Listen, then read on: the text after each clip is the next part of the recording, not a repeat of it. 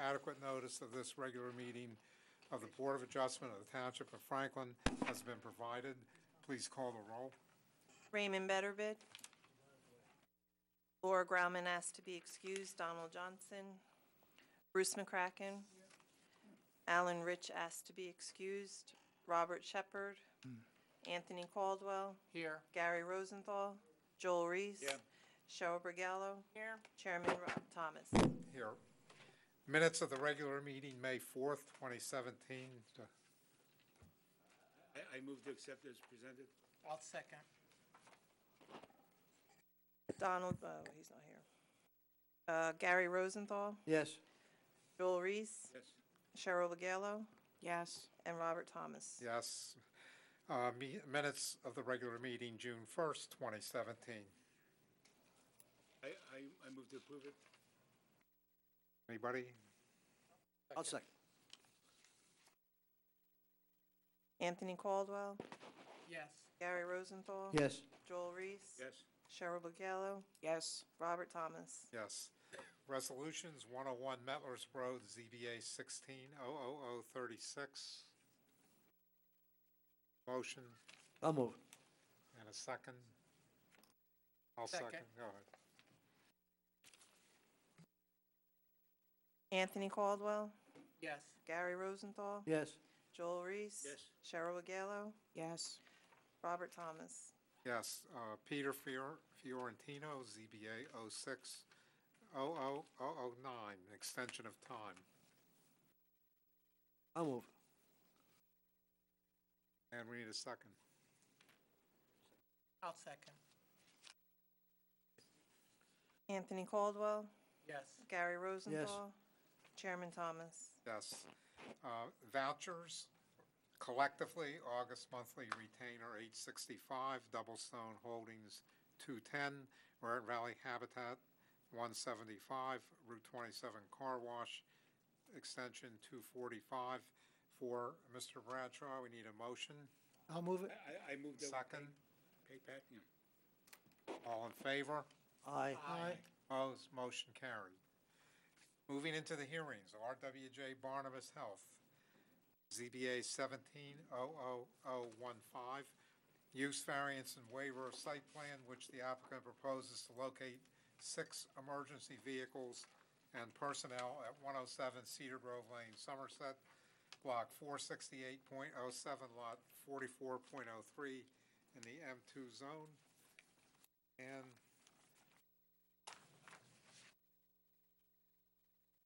are on. Yes, we need Yes. it. Definitely need it. The mic. Has to be recorded. Thank you, Mr. Chairman, members of the board. My name is Arvin Eitel. I'm an attorney at law, licensed to practice. Hold the mic up. I'm an attorney at law, licensed to practice law here in the state of New Jersey, and I represent the applicant before the board this evening, Robert Wood Johnson, Barnabas Health. Now, this is for a use variance and a waiver of site plan. The site, I'll have one witness this evening, so I'm going to try Let to the be. record show, Mr. Shepard. I'm going to try to be as brief as possible. We have one witness that I believe can summarize what the application's about, the location just off of Cedar Grove Road, an underutilized commercial space. The services that will be provided by Robert Wood Johnson Barnabas Health are essentially emergency response services, ambulance services. Currently, ambulances are being dispatched to service this area out of North Brunswick. The response time to portions of Franklin Township are greatly diminished by having ambulances come in from North Brunswick, so a location on site here in the township will greatly reduce that time. Our planner will go through the planning justifications for why this zone is the appropriate zone and why this would be a beneficial use for not only the zone but for the municipality as well. And one thing that I would ask the board members to note is that we are, in this township at least, this type of use is not permitted in any zone. So we've got to go someplace to service the township. We believe we found something that will have minimal disruptions to the surrounding area, including the residential area, which is located quite a distance from us, from our lot, but immediately adjacent to the lot, to the building itself. Mr. Chairman, I went a little longer than I thought I would. With your permission, if I may have our witness sworn in, who is our professional planner. Go right ahead, and we'll see if we can make up for a shaky start here. Angela, you're gonna need the mic, cause you do have to Yes, sir. spell your last name. Solemnly swear or affirm to tell the whole truth, nothing but the truth? Yes, sir, I do. For the record, my name is Angelo, middle initial J, last name Valetuto, Valetutto, 424 Amboy Avenue in Woodbridge. Registered professional engineer and professional planner, although this evening I believe I'm being qualified as a professional planner. I don't believe I've had the honor or pleasure to appear before this board, so if you'd We like. accept his credentials, so move.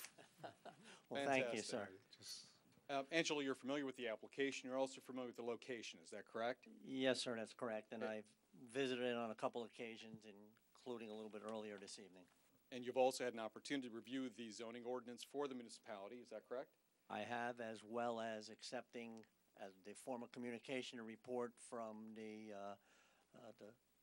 planner for the municipality, Mr. Healy, dated July 25th, 2017, on this application. Now, walk us through, if you would, the site itself, how many parking spots we have there, the proposed use, and the planning justifications to permit this board to approve our application if they feel that it's appropriate. Sure. The site is located, as we've already discussed, at 107 Cedar Grove. It's an existing building. It's very well maintained. It has a total of 69 parking spaces. At the times I visited it, including during the mid-morning hours, there were a total of 17 vehicles on the property, 14 of which were in front of the Aloha math and reading, I guess it's some sort of schooling system. Other 3 were dispersed throughout the property. There's, as I indicated, a total of 69. Our application would be for a total of 6 emergency ambulance vehicles that would be parked on the property. It's my understanding that there's only going to be 2 overnight for the 24/7 to be able to provide the type of service that we're intending to provide, so as to make this readily situation where we can be responsive to the needs of this portion of the municipality. Now, the 24-hour operations that we're proposing will have 6 ambulances parked at all times on the location unless they're out being dispatched. Is that correct? That is correct, one of which is a supervisor's vehicle. Okay, and we're not going to be doing any maintenance of the vehicles at the site. Is that correct? Nope, as the application indicates, and also as identified in the report represented to the board, no vehicle repairs, no servicing, no refueling, and one of the important items, no idling. In fact, we are also going to be installing electrical outlets just to ensure that the ambulances do not have to idle on the property. And having spoken with the applicant, the representative for the applicant, you can also, can you testify to the board that we will not be turning on emergency lights or sirens either for testing on the site or if they're actually dispatched until we get on to Cedar Grove? I apologize, I should have mentioned that. No, that is also important. If dispatched, they would just get into the ambulance, drive off. Once it hits the main road, at that point, it will engage the necessary lights and sirens so as to get to the person in need as quickly as possible. Now, you've heard my long-winded introduction to the application where I indicated that this is, there is no zone in the entire municipality that actually permits this specific type of use. And you're right, it's not unusual. Being involved as I am in the city of South Amboy for a number of years, most municipalities are really playing catch-up, primarily because of technology and just the way technology are changing. This is not what we would refer to as being for technology purposes, but for one that where we can provide better service to all the citizens within the township. And one of the things that the board should consider is that we offer that we would be considered what's identified as an inherently beneficial use because of the purpose that we would be serving to the benefit of the community. Okay, so as an inherently beneficial, your belief is that as an expert in the area of planning, that this is in fact an inherently beneficial use, is that correct? Correct. And just to quickly put on the record, back in, I believe, 2009, under NJS 40:55D-4, it's identified as a use which is universally considered of value to the community because it fundamentally serves the public good and promotes the general welfare. Such uses include, but not limited, and I'll stop at hospital. We are not a hospital. However, what we will be doing will be able to help serve the two hospitals, the Robert Woods Johnson and also the Somerset that has recently merged, and provides us with the ability not only to quickly respond and get that individual to the care that he needs, because as we know, minutes are critical in terms of needs of this type, but also get them to the hospital that would provide the best service that can be provided. And so we would meet the positive criteria. Yes, sir. In my opinion, we can. In addition, I believe that as we said, that this is a specialized use not typically contemplated and not in most, if any, municipalities. Location is, my opinion, is key for the application. It can easily blend into the existing developed site, is close to residential sections of the township, and near major transportation systems. As I said, we're not going to do any vehicle repair, servicing, refueling, idling, or turning on the lights, bells, and whistles, which is an appropriate comment, until we get onto the roadways. All of this, in my opinion, equates to the applicant being able to quickly respond to residents in need of their medical services. The response time is critical in these services and gives the individual being transported the best chance for a full recovery that in some occasions, and if not most, could be a life-threatening matter. And can you address the negative criteria? In my opinion, I don't believe there is any negative criteria based on the manner in which we intend to utilize this property with the number of vehicles, the fact that we're in a location that has more than ample parking so that we're not going to, in my opinion, encroach or infringe in any manner for either the subject property, any adjoining property, or the general area of the township. Okay, go over for me again when you're going to be using your lights and sirens. Because it would seem to me that the lights and sirens, if they're going to be on Cedar Grove Lane in an area where there is residential development, that would be a negative thing, at least to the people who live in there. No, understood. You forgot that? No. All right. I didn't forget that. However, we just wanted to get to the point, and it may be to go, I guess, Easton Avenue would be the first major road. I'm not sure the road system in the other direction. But clearly, if there is, in the board's opinion, that we should not be within a certain distance of our location, we'll be happy to. Okay, so if we limited the approval to your not using lights and sirens on Cedar Grove Lane and only turning them on if necessary when you get to Amwell Road or Easton Avenue. Mr. Chairman, if I may, through the chair, the problem with limiting the use of both the audible and the visual signal is that it creates a dangerous condition for other motorists on the road. Ambulance drivers are instructed to use those not just for their safety, but also for the safety of the other people that are on the road and the passengers that they're carrying. I think limiting it on Cedar Grove, where if an ambulance is going from one end of town to the other and using Cedar Grove Lane, which they can do currently, and saying, no, you can't use it, would probably be putting residents in a dangerous situation. And the ambulance drivers generally tend to be somewhat judicious in their use of lights and sirens at intersections when they have to go through that. So the lights are on regardless, but the siren only when there's cross traffic perhaps or other traffic that they want to alert as well. So limiting it, I would ask the board to reconsider any limitation to just not on the site itself until they get on to Cedar Grove. I think, I think your heart is in the right place, but I'm thinking as probably in one direction, as one of the first people, residents that would be affected by it. I'm not really sure I'm too concerned because there's any number of police cars and ambulances now all time of the day and night riding by.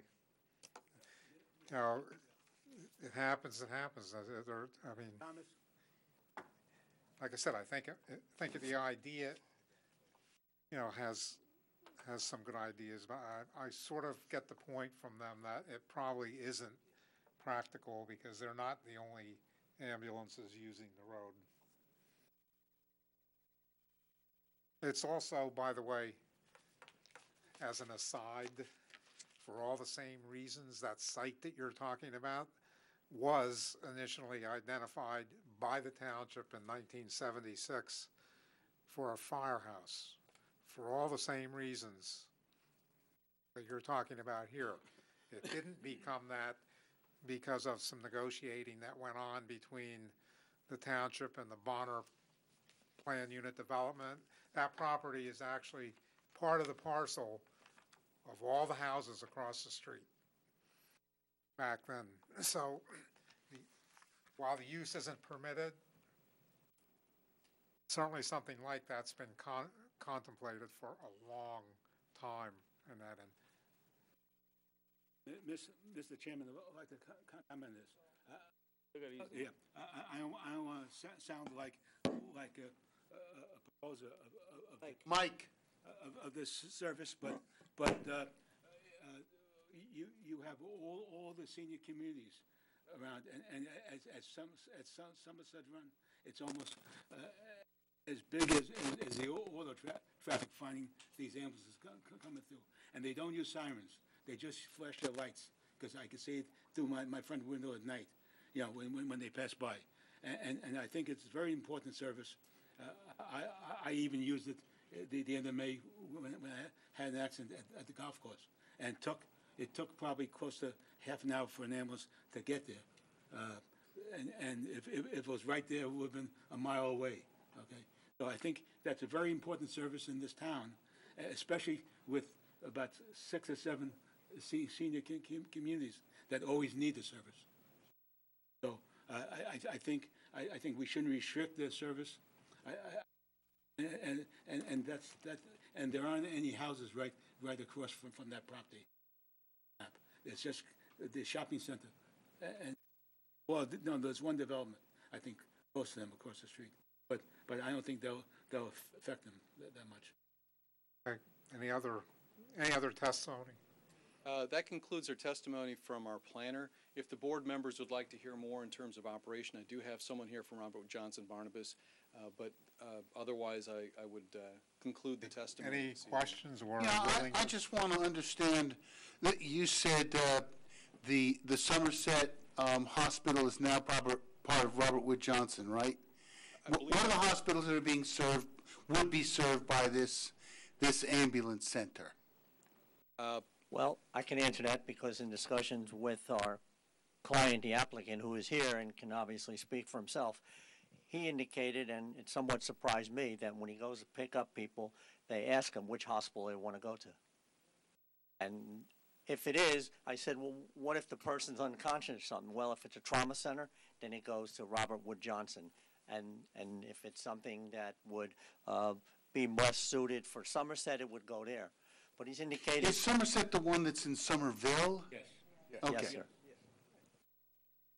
All right, that's all I need. Any other questions?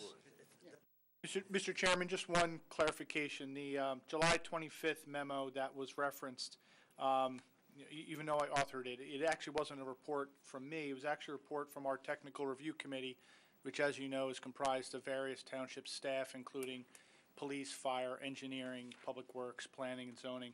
So that's the report that's dated July 25th. TRC reviewed the application and had no comments on it. One other thing just to note as well is that the site is actually located in the M2 light industrial zone. So even though there are some residential uses around it, the property and the immediately surrounding uses are actually light industrial office. The property behind it is the proton treatment facility. So it has, and I think the office building as well in front of that is also, so it's basically, it's an office medical complex in that area of the town. Any other comments? That concludes this part of the hearing. We'll open to the public. Is there anyone out there who has a question or would like to make a statement concerning this application? Seeing nobody, will close. You got about 10 seconds to sum up, and then we'll see if we can get a motion together. Ask that the board look on the application favorably. All right, any discussion? Any motion? I move that we grant Robert Wood Johnson Barnabas Health, Inc., a use variance to place an ambulance center at 107 Cedar Grove Lane in the Somerset section of town. Second. Okay, if there's no further discussion, poll the board. Raymond Bettervid, Yes. Donald Johnson, Yes. Bruce McCracken, Yes. Robert Shepherd, Yes. Alan Caldwell, Anthony Caldwell. I'll let you slide. Yes. Gary Rosenthal, Yes. Joel Reese. Yes. Cheryl Bagallo. We're missing Alan and Laura. You have too many members, I'm not gonna. I would vote yes, but. Okay. So just take Chairman Thomas. Yes, okay. Thank you for the St. Thomas Malabar Catholic Church Incorporated, ZBA 17-00009. Sign variance in which the applicant is asking permission to construct a 32-square-foot, 4-foot monument sign along the frontage, 508 Elizabeth Avenue, Somerset, Block 514, Lot 14.01 in the R40 zone.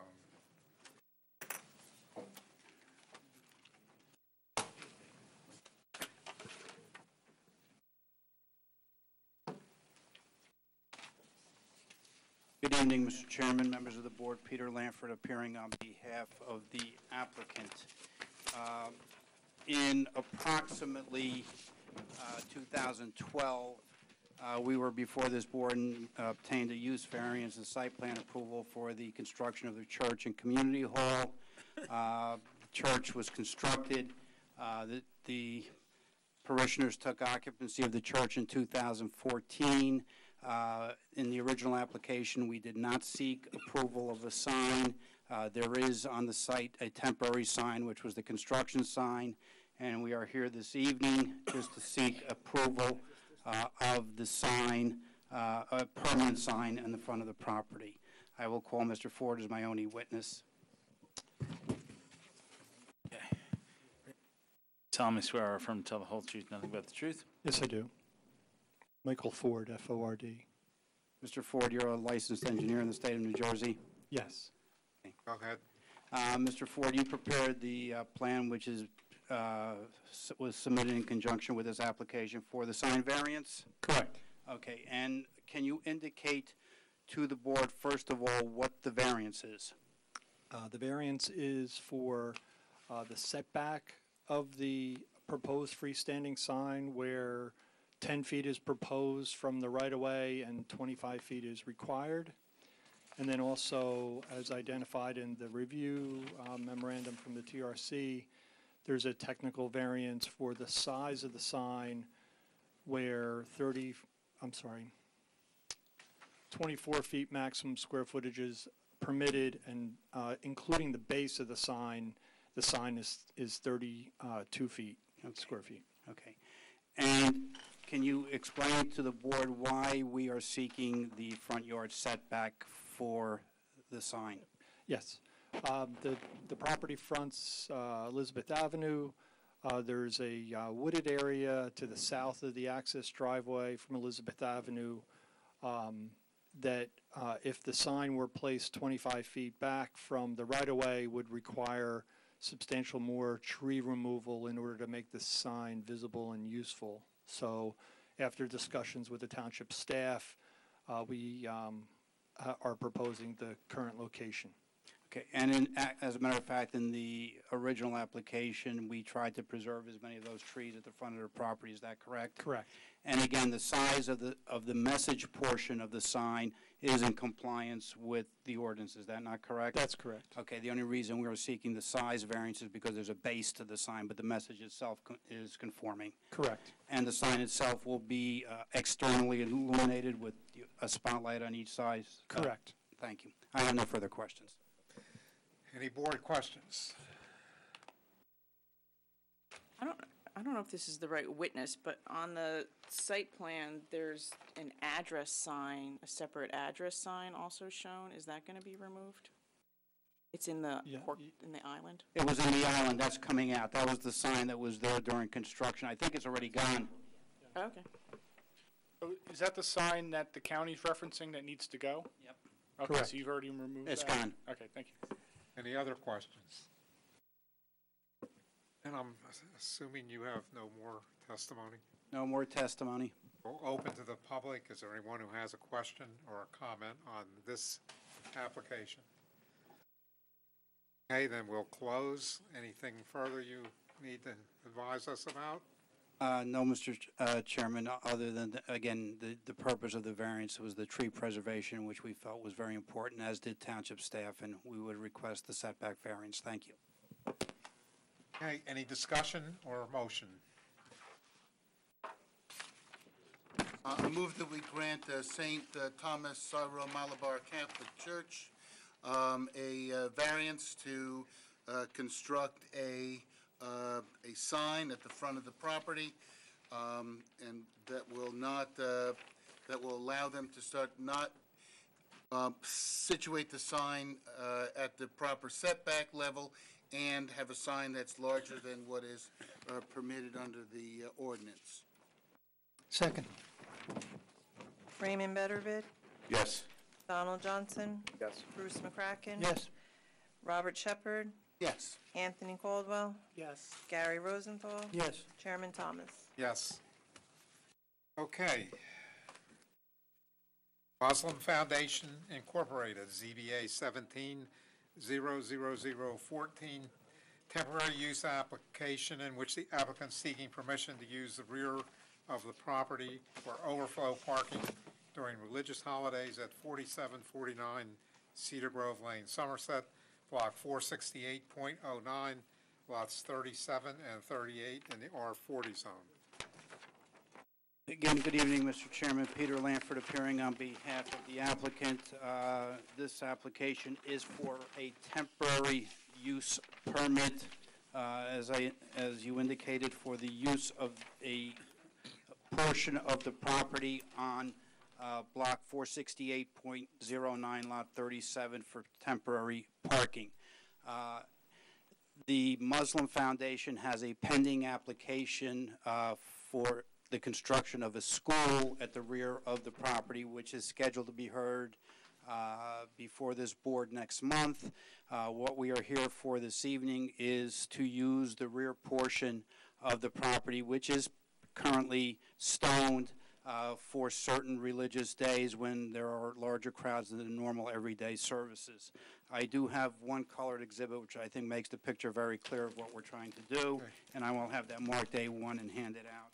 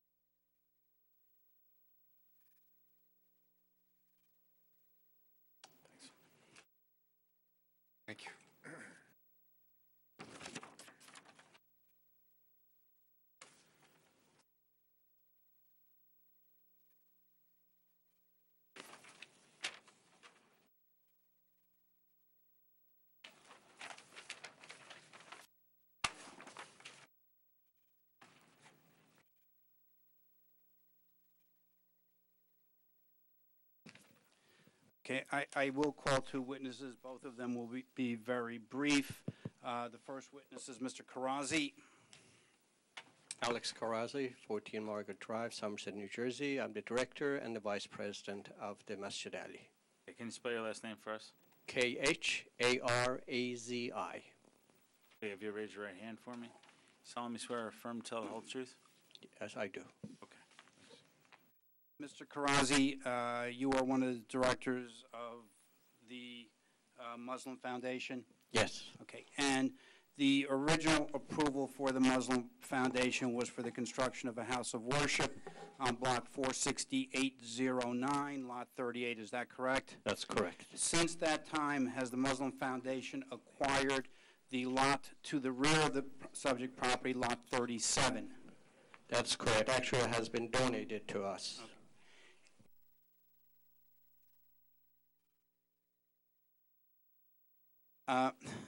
And what is located on that lot at the present time, Mr. Karazi? Right now, there is a small house, which was the property of the donor, as well as you indicated earlier on, there are some graveled area which we are seeking to have a temporary parking permit. And for basically about 355 days of the year, the parking that you have in front of the mosque is more than adequate, is that correct? That is correct. And the temporary use permit that we are seeking is for one day in September, is that correct? Correct. Early September, we are expecting one major holiday, and that's when we will plan to use it. Okay, and the other period that you need the temporary use permit is also at the end of September and the beginning of October? That is correct. During that time, we have about 10 days of special holidays. We are expecting a higher number of crowd. However, we are, based on our past experience, only about half of those 10 days we expect to use the back property. So for the safety's sake, would we say that 6 days at the end of September, the beginning of October would be the needed time that you would need it? That's correct. And 1 day in September? That's correct. And other than that, you will not need the temporary use, the use of that back parking lot, is that correct? That's correct. Okay, and you understand that the temporary use permit is a permit that lasts for 6 months. If you wanted to renew it or do something else, you would have to come back to the board at that time. Yes, I understand, and as you indicated, we are hoping to get the approval so we can start construction with a permanent parking lot. Okay. I have no further questions of this witness. Any board questions? Approximately how many cars are you looking at during that time? We are expecting about 50 or so maximum, and that's what the number of the parking spots that they have allowed us on the plan, as you can see. Darrell? Are you going to have a parking attendant directing people where to park? Yes, anytime we have major holidays, some of you have been to our centers during major holidays. Several of you actually have been there. We always have attendees, and so definitely when we have that major holiday, we will have people to direct the congregants to the right parking area. Okay, and on the drawing, there's like a stem that goes out to the back of the property. Do people exit the back of the property? No, they cannot. That's actually the back of the property. It's a commercial building, and it's their own parking, and there's nobody can enter there. There's a sign. It says that personal property do not enter. Okay. No car can go there. So, you're just going to go out onto Cedar Grove?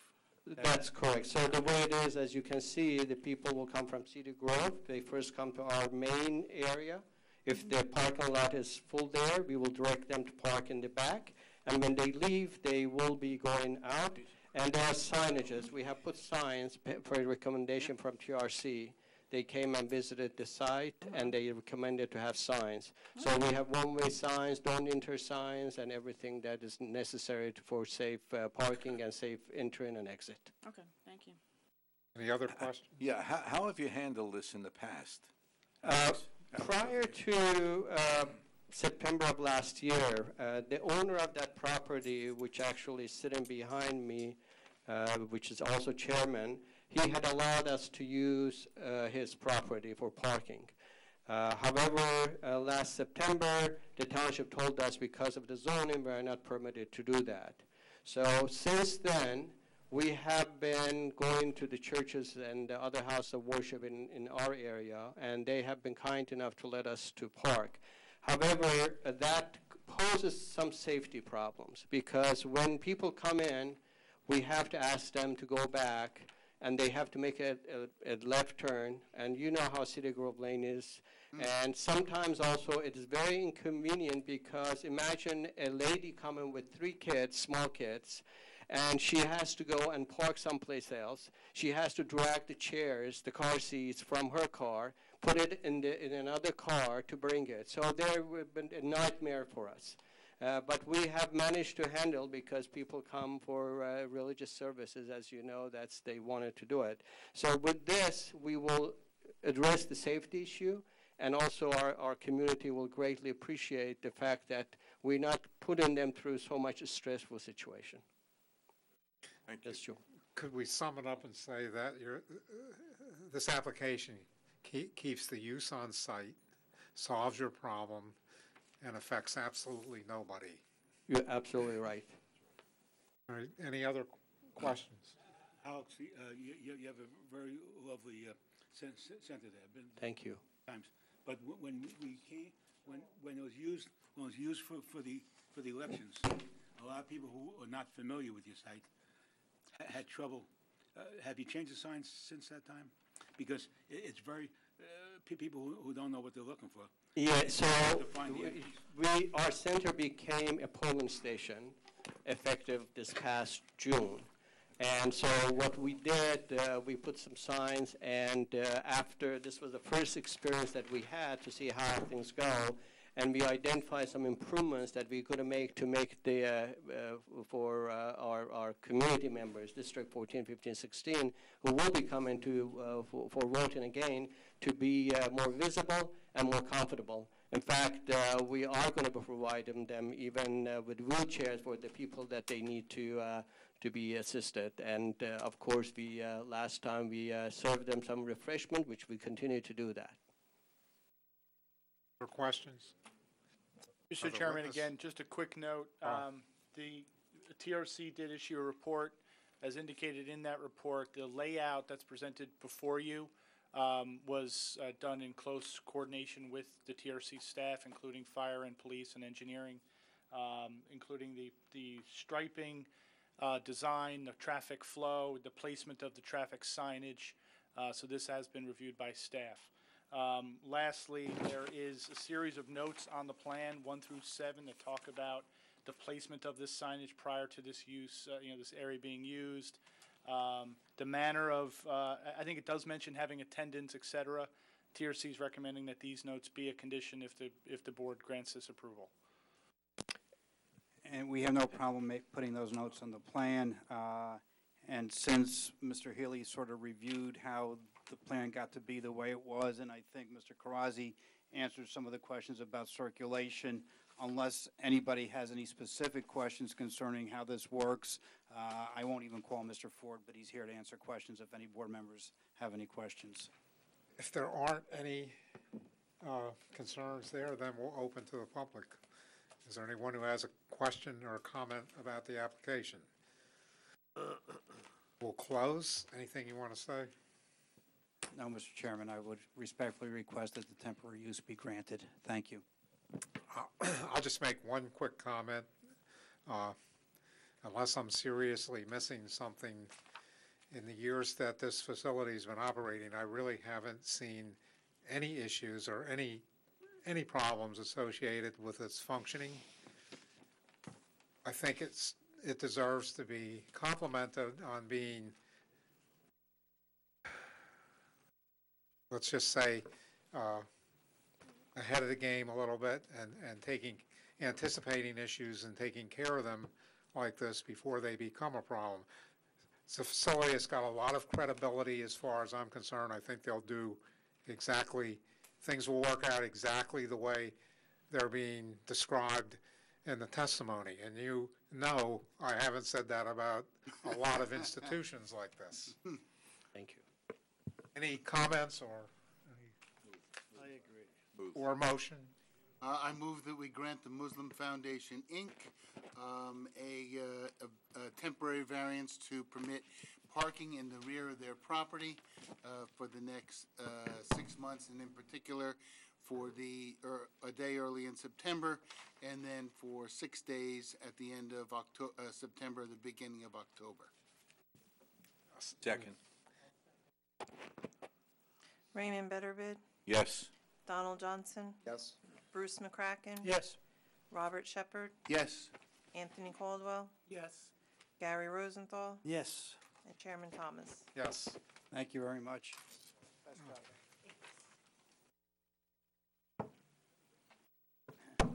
Okay, Engel Berman at Somerset, ZBA 16-00031, site plan and minor subdivision with variances in which the applicant seeking permission to demolish the existing building, replace with a mixed-use development, 1850 Easton Avenue, Block 514, Lot 14.01, in the R40 zone, and in local vernacular, this is the old Travel Lodge property. This is the. Rather historic site, not the way it looked, but what went on within the confines of the site. Just quick clarification, Mr. Chairman. It's in the corporate business zone, the CB zone. Mr. Chairman, before I open, we have certain exhibits that we're going to rely on. I think it's probably better if we mark them all so we can get them in, and it'll make the evening go a little quicker.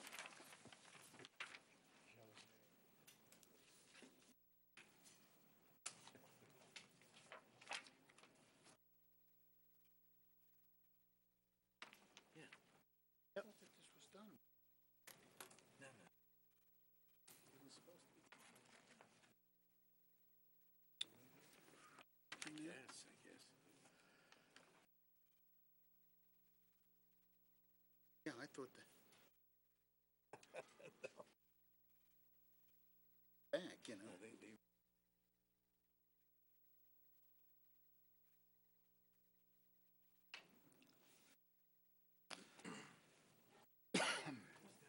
Said about 5 different names on it. They do this, they'll still have 3 in there. 3 acres.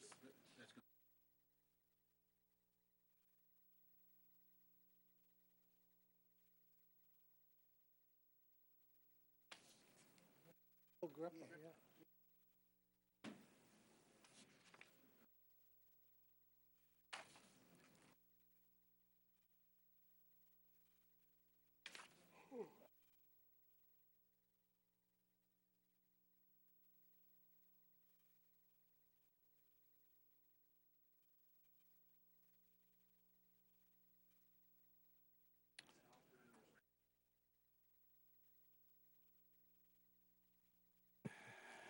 Good evening, Mr. Chairman, members of the board. Peter Lanford appearing on behalf of the applicant. Before I call my first witness, I just want to give the board a little bit of a background concerning the subject property. The original hotel, which was a travel lodge, was approved in the 1960s and constructed around the late 60s or early 70s. From the 1970s to early 2000, it remained a hotel. There was a restaurant. There were banquet rooms. In the rear of the building, there was a swimming pool, which was a pool that was used not only for residents, but gave swimming lessons and was able to be used by members of the community. There were also certain retail establishments within the confines of the building, such as a car rental place, and there was a little gift shop. The building sort of fell upon hard times, to say the least. In 2008, the owner of the property, which is Broadway Somerset LLC, made an application before this board for a use variance to construct a 33,000 square foot health club, a 20,115 square foot retail building, and a 6,000 square foot restaurant. At the time we came before the board, there were variances that we sought, which were for impervious coverage, side yard setback, parking in the front yard, sign variances, and some other variances. And we approved that. And you approved it. What happened? What happened was that actually the driving catalyst was going to be the health club, and then after the approval, the health club never signed the lease that they envisioned. And actually, it was the New York Sports Club, which was on Cedar Grove Lane, was going to move there, and they are neither there nor are they on Cedar Grove Lane any longer. They're not in the area. So that was problem number one. Problem number two, they were looking for a national chain for a restaurant on that site, and because of the access, they had difficulty, so the project never got off the ground. Fast forward to 2014. In 2014, Broadway Somerset entered into an agreement to sell the property to the current applicant, Engel Berman. It is now 2017. I started working with the municipality in June of 2014, going over concept plans for this project. We've had numerous meetings with the township staff going back and forth as to how to best design the project. We finally made an application in June of 2016. After the application was submitted, there were still some issues or concerns with the circulation, layout, landscaping, buffering, so we had numerous other meetings with township staff. We also, in the meantime, had two appearances before the Historic Commission. The Historic Commission approved the project, both buildings. We spent a great deal of time with them going over the architecture of the buildings, and I don't know if this board is aware, but your Historic Commission has 4 architects on it, and they put us through our paces before they approved the project. So now we are here tonight, and we are here tonight for the site plan approval for the construction of a new hotel on the site, which is a permitted use. We don't need a variance for that. That's permitted as of right in the CB zone. We are here tonight for the approval of an assisted living facility, which is not permitted in the zone, but that's what we are proposing as the second building. We are also proposing a subdivision to create 3 separate lots so that the 2 proposed buildings will have their own site, so that when we obtain financing, we can get financing for the construction of the respective buildings. As of now, we do not have... You said three lots? There are 3 lots. There will be a pad site, but we do not have a user yet for the 3rd lot. Once we ascertain or obtain a user, and we're in discussions with people at the present time, we will then submit a site plan and come back for the approval of the 3rd lot. I have tonight 4 witnesses. I have the architect, Mr. Mamina, Mr. Ardman, our site engineer, Mr. Dean, our traffic consultant, and Mr. McDonough, our planner. I have taken the liberty to mark as exhibits the 2 renderings of the assisted living. There is also as A1 and A2, and then the rendering of the hotel is A3. I also have a brochure for the assisted living facility, which I will mark as A4 and hand out to the board members.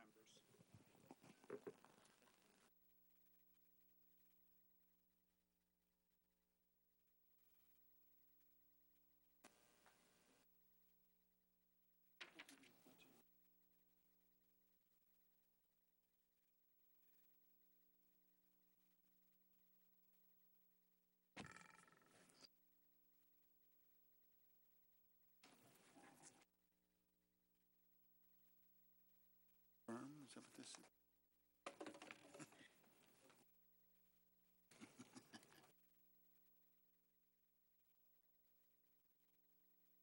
Bristol.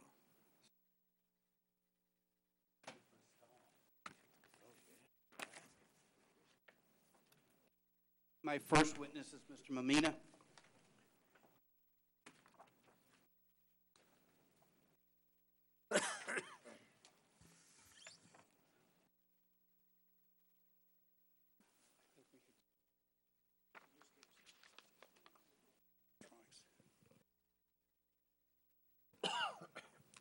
Okay, sir, if you raise your right hand, you solemnly swear or affirm to tell the whole truth, nothing but the truth? I do. Spell your last name for us. Mammina. And that's David Mamina, H2M Architects and Engineers, 538 Broad Hollow Road, Millville, New York. Mr. Mamina, very briefly, can you give the board the benefit of your educational and professional background?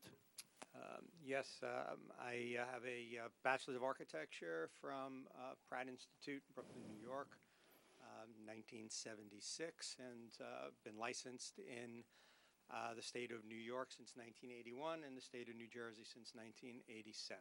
Okay, let's go. Mr. Mamina, you were responsible for the preparation of the plans for both the hotel and the assisted living facility. Is that correct? Yes, that's correct. Okay. And before we talk about this site, how long have you provided architectural services for Engel Berman? 27 years since 1992. And can you briefly tell the board what kind of architectural services or what does Engel Berman own or possess, or what have you designed for them? I've designed for them 15 assisted living buildings, 2 nursing homes, hundreds of units of apartments in various buildings, and some shopping centers. Okay. And Engel Berman is located in their corporate offices are in New York? In Garden City. Okay, Yes. and they build both in New York and New Jersey, is that correct? And in New Jersey, yes. 2 of the 15 facilities are in New Jersey. Woodcliff Lake is one of them that has been open for a number of years, and one in the downtown portion of Englewood, which is currently under construction. Okay. All right, Mr. Mamina, let's start with the assisted living facility, and can you describe, first of all, what the building will look like, and then we'll talk about what's going to be inside it. Sure. Essentially, there are a couple of different styles of Bristol buildings that we do. We do one which is a very kind of traditional brick, a little bit of a European kind of a look with a strong base on it, and brick above, mansard roofs, that sort of thing.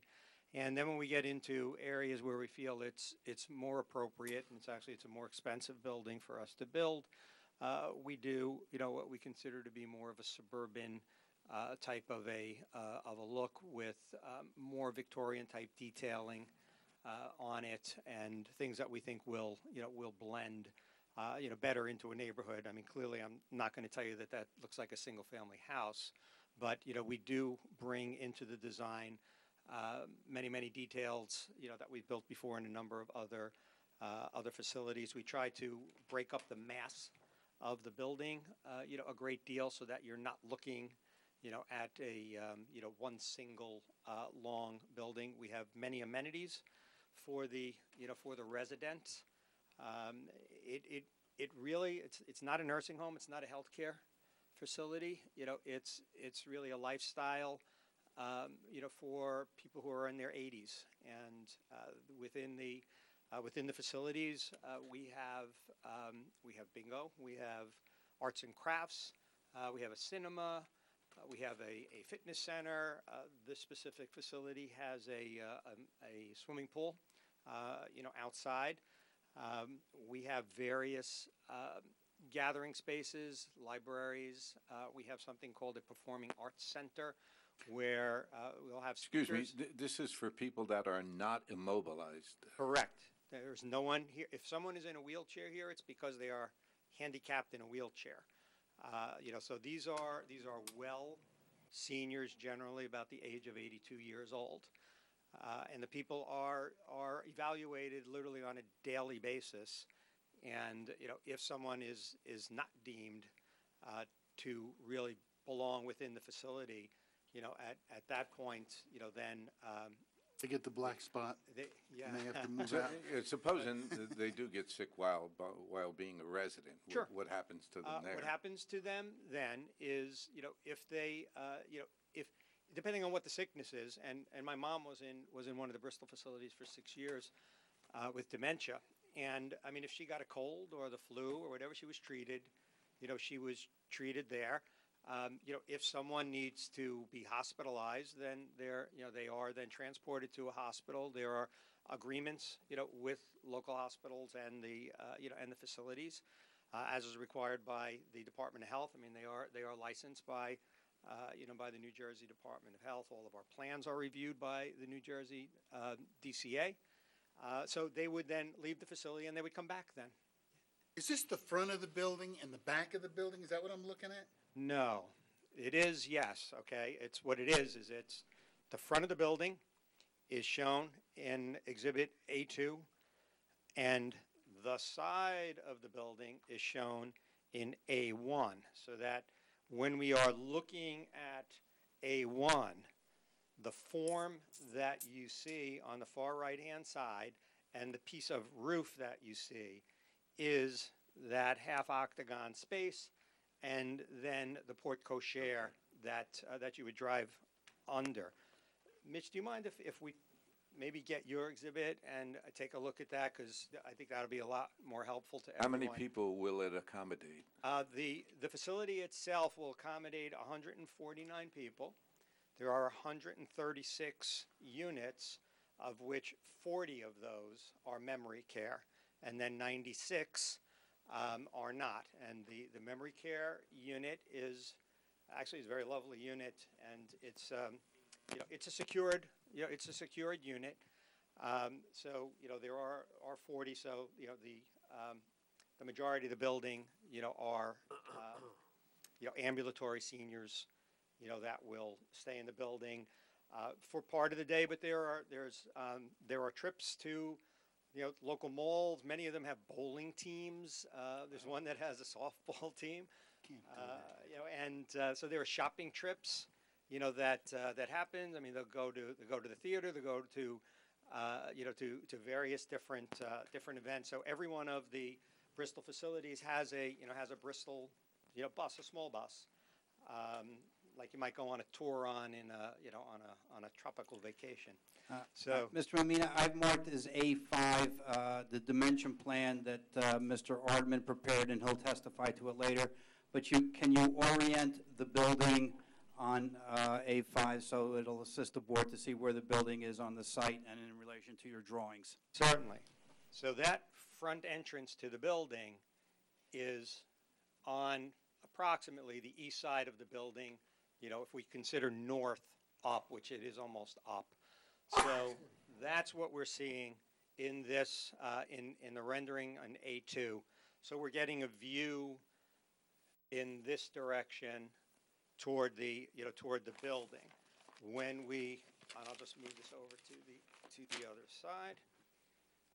And when we see this rendering, what we are seeing is this portion of the building as you're moving from the south to the north. Here is illustrated the swimming pool in here, which is behind the fencing and the landscaping that you see. So and Mr. Rodman will talk about the circulation around the site, but as you would circulate coming in and then coming around the site, this is a very important elevation that you see there, in terms of its aesthetics, and then as well as then that front elevation, as well. Okay. Now, a couple other quick questions. What kind of materials will the building consist of? Okay, I brought samples along, and as you look at the renderings, you'll see that the base of the building has stone on it. And Joe, maybe you want to be my hands here. Okay, so we have stone on the base where you see that. The siding is gray, which complements then the stone, but it's got a lot of beige in it, which, you know, is nice and warm. That's a very warm gray. The trim, you know, is basically all white trim. We use a trim material that's called AZAC, which is actually a thermoplastic material. So it replaces the use of wood so that it doesn't peel, you know, and trip. And then our roofing material that you see is this color in here, which, you know, has some gray in it and a warm greenish color that blends with the other materials that are shown there. The windows are white, and I know I got a sample of the white edge of the window, but the windows are white. And one of the things that we did do, you know, as Peter had said, we kind of went through the paces with the you know, with the architectural review, with the historic review board, and the mansards that are on certain portions of the roof, and then the hip portions of other parts of the roof are constructed high enough so that they will shield all equipment that's, you know, that's on top of the building. So as you're driving down the road, you're not going to see air conditioning equipment on the roof of the building, and you will see these roofs. We worked very hard with the board on the aesthetic of how these roofs would look, so that they don't look like paper architecture. You know, they extend back beyond the mansard. Mr. Chairman, probably would make sense, because he's also going to testify about the hotel, but I guess it would probably make more sense if the board had any questions concerning this building, that they ask the questions concerning this building, and then we'll go on to the hotel. All right, anybody questions for this part of the application? Yes. So, firstly, I have to tell you, I keep forgetting about the mic. First of all, anything you build on this property is improvement over the eyesore that's there now, okay? But are you going to use any solar paneling to make these buildings more efficient? No. Why Generally, we don't do solar, you know, on the buildings.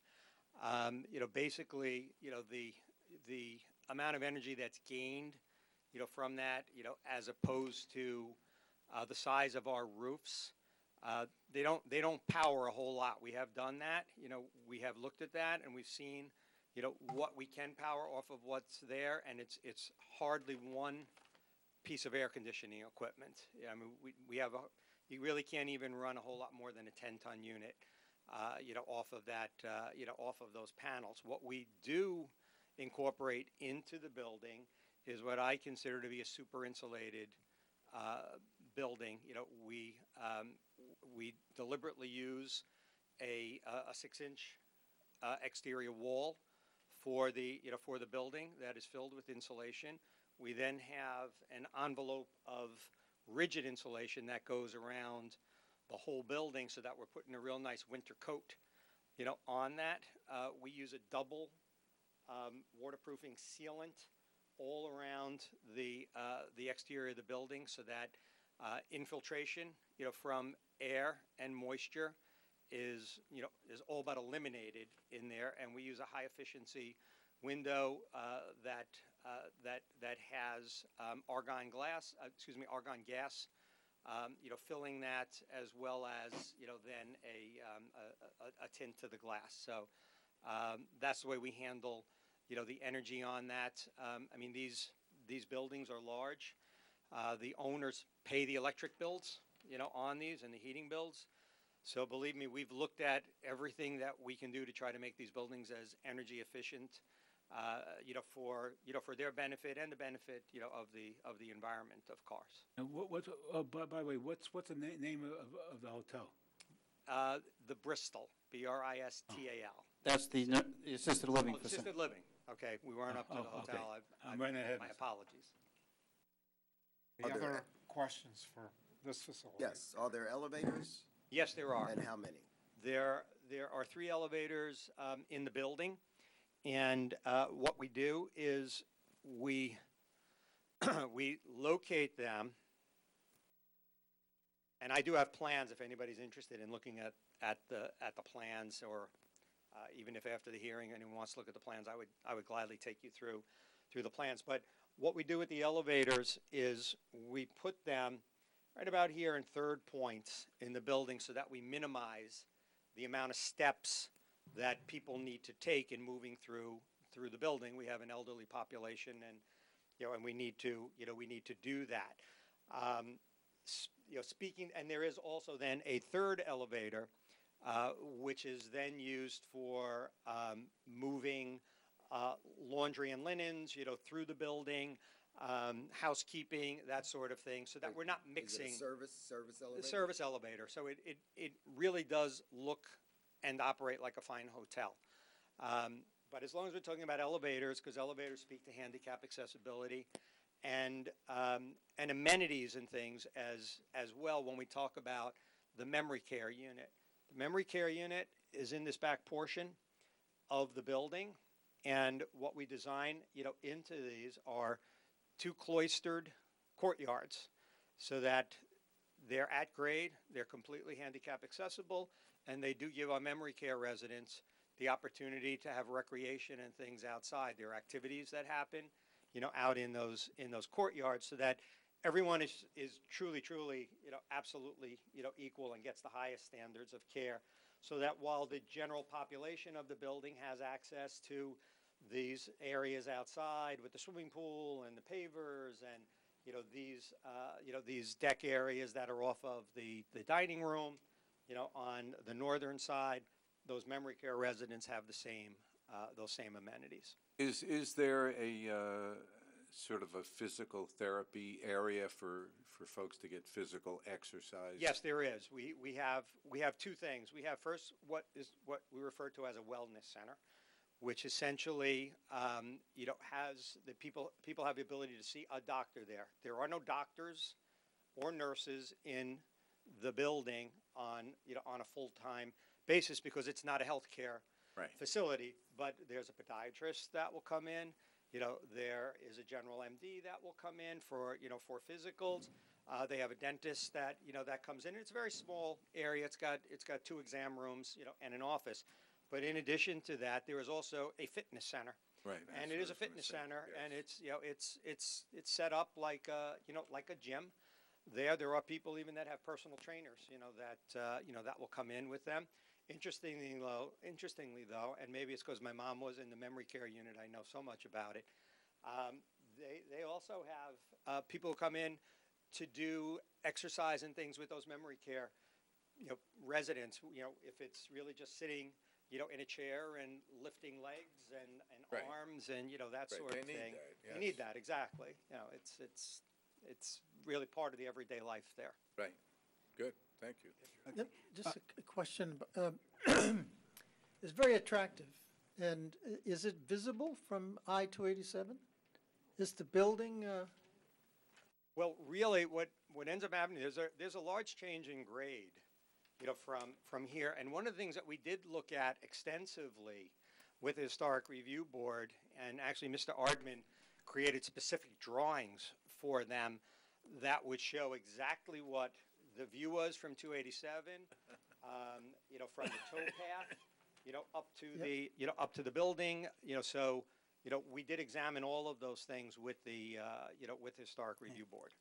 Mr. McCracken, I think Mr. Ordman probably can answer. later? Later, yeah. Yeah. Okay, thank you. Okay. I forgot to ask one question. We are proposing certain signs on the building, is that correct? Yes, there are 3 signs that are proposed on the building.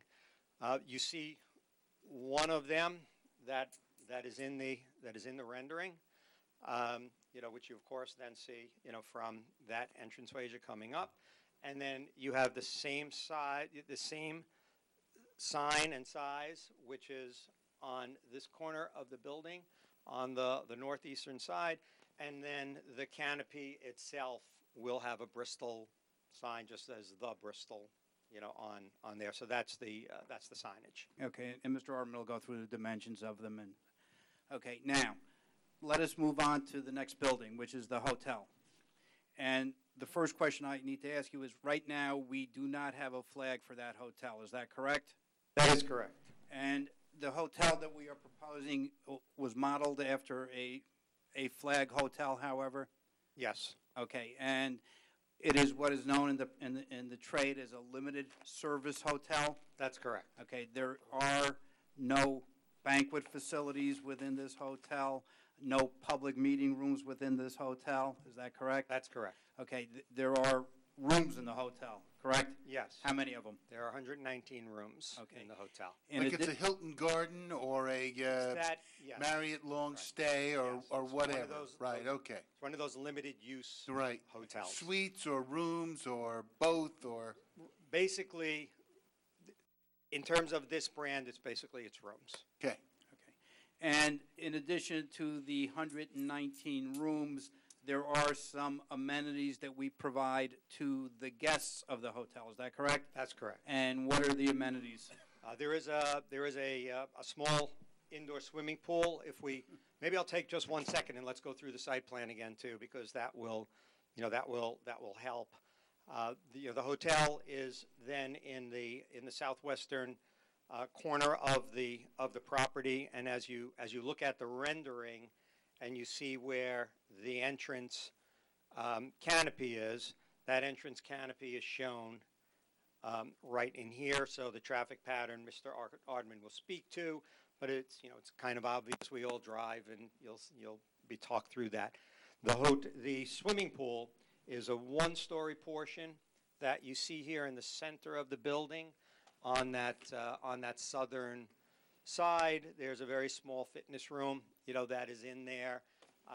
They have a very limited eating area where, there's like prepared breakfast things come in, like, fruit, and they have that standard little waffle maker thing and, coffee, that sort of But there thing. won't be a restaurant. There is no restaurant, there is no kitchen, in there. It's not that type of facility. I think we're starting to get into the Hampton Inn sort of approach here. Exactly. That's right. This could just as easily be a Hampton Inn, yes.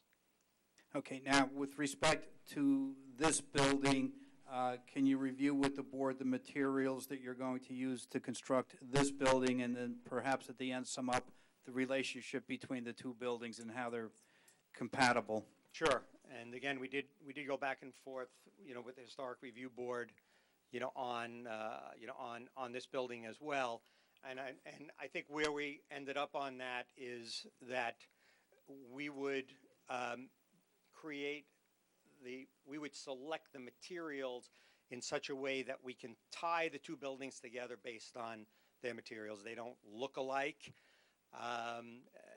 We might like to make it look like a Bristol, but, that's not, when you're working with an Hampton Inn or, any of those chains, they have their prototypes. And, so we went through their various different prototypes that they had, and, this was the one that that user, had asked for. But essentially, the stone on the base we added, on there, and that's the same stone that is on the Bristol. And then the white trim that's shown on there would be made out of the same AZEK material as, is on the balance of the building. And then the cornice that we see and the vertical elements, as well as the horizontal elements in there, would be done in a stucco, and that the gray would match the gray of the Bristol, and the beige would pick up the beige that's in the stone, so that we tie the base up and across into the cornice, and then you see the relationship of those two buildings. So the colors of the materials are what would match. Now, again, as in the other building, all of the mechanicals will be on the roof of the building? Yes, the mechanicals are on the roof of the building. In this case, there are very, very few mechanicals that are on the roof, but we did agree that we would take that parapet up an extra 30 inches. In there, really all that's up there are fans, because all of the air conditioning units are, as you do have in these types of hotels, they're individually right there, in the room. And then there are two units that are higher that will be screened, around those two units. Okay. And as typical of these types of limited service hotels, there's no need for a loading dock or delivery area. Most of the deliveries that come are basically the prepackaged foods or linens, and they come right through the front door. That's right. They come right through here, or they come through a back door that's back over there. It's just generally step vans, maybe a box truck, that sort of thing. There's, it's principally laundry, that for linens that goes in and out, and then very limited food deliveries for, that kind of pre-made kitchen, the kitchen food that we were talking about. Okay. I have no further questions of. Just in line with this, should it get approved, I want to make sure that it's understood there's not just an expectation, basically a requirement that the buildings on the pad or building, whatever ends up being built there, is supposed to be tied in with the other two. We will come back and have whatever we're going to do on that pad site, we got to come back and this board has to review it. So. Well, I understand that, but. And I understand what you're asking, and I can't tell you what it is because we don't have a user, but I understand what your wishes are and that there has to be compatibility. Just in the interest of full disclosure, let's say, we're going to be expecting, a tie-in in there. Yeah, we're aware of that, Chairman. Okay. Any questions on this bill? Down here.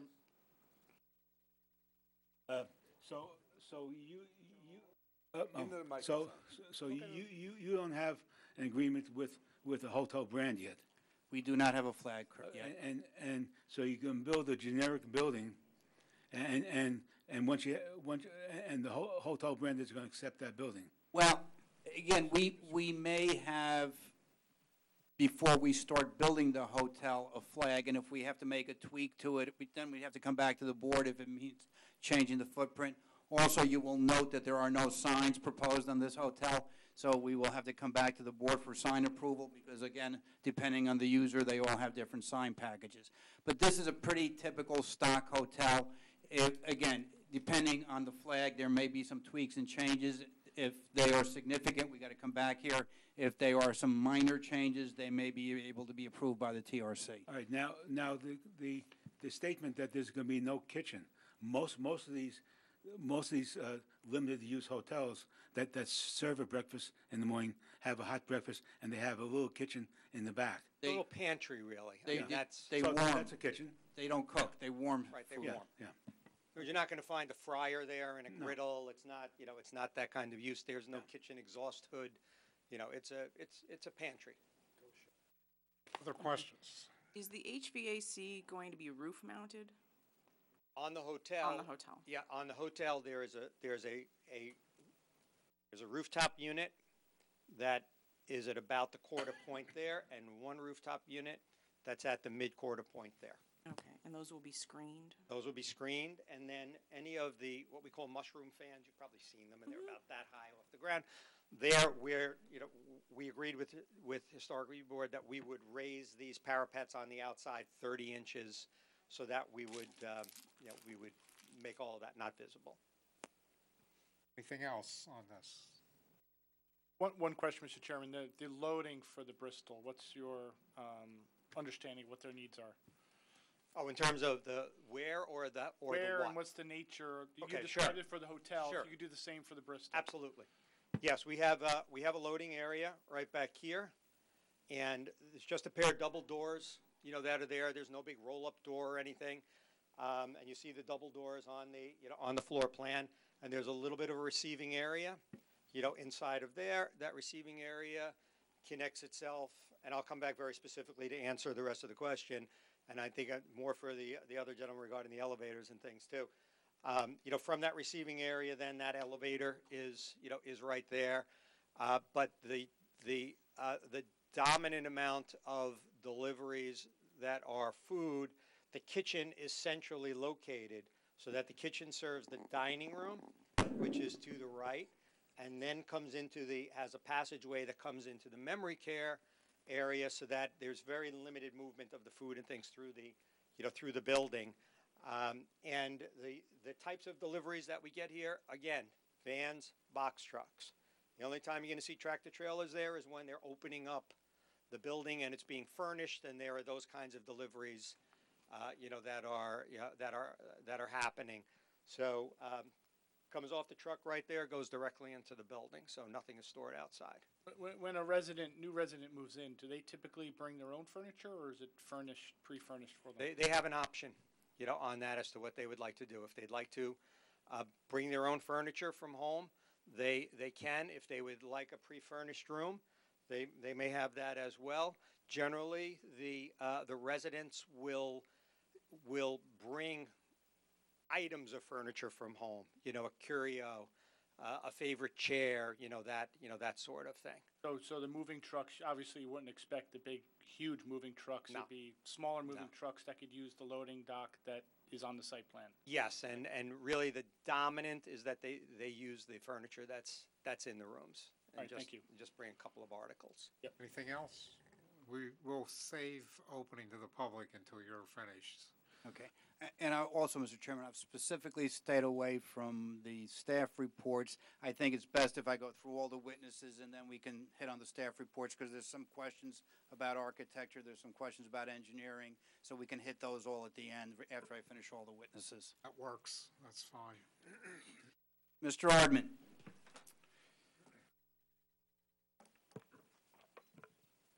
Solemnly swear or affirm to tell the whole truth?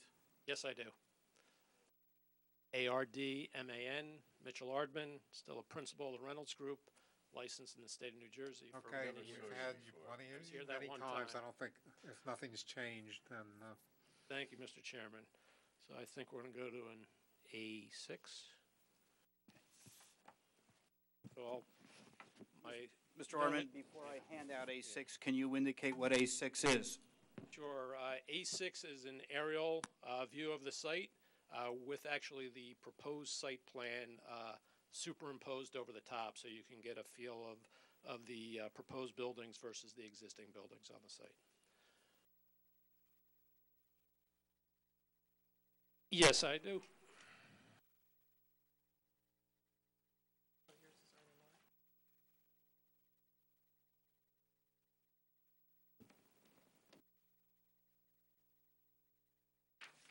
And if you can, I printed those also. It's a little more difficult from a distance to look, so you can look on the board or on the handouts as well.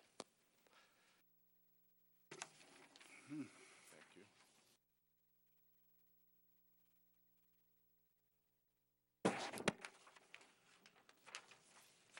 So really to show the existing site, we know you're all familiar with it, but just to get the exact layout here, on the top of the site, again, north is basically up. You have the ramp from 287, and then it becomes Easton Avenue as you traverse to the east across the front of the property. Outlined in red is the property that we're discussing. Again, the Easton Avenue down to World's Fair Drive to the right or to the east of us, and that comes up to the industrial park on World's Fair Drive. The property just to our east again is the rehab center that is on the corner there. You can see their building and their parking lot. For our existing site, if you're familiar, there's the ramp, the right turn in ramp that comes into the property and comes into the site, loops around the property. That driveway as an exit goes again to the east and goes through an easement out to World's Fair Drive. There's also the second part of the ramp off Easton Avenue, and that's the exit ramp, which circles back out there. You can continue down on Easton Avenue. On the existing site, once again, as you see, you come into the property and you make that right turn as you come in. The first thing you see is a large, basically swath of pavement out there, the parking lot that's in front of the building. It's basically, the building is in the back or the southwest corner of the property. It's, as you can see in the roof line here, it has kind of wings on it. When you see it from the front, you see kind of that one facade with an angle.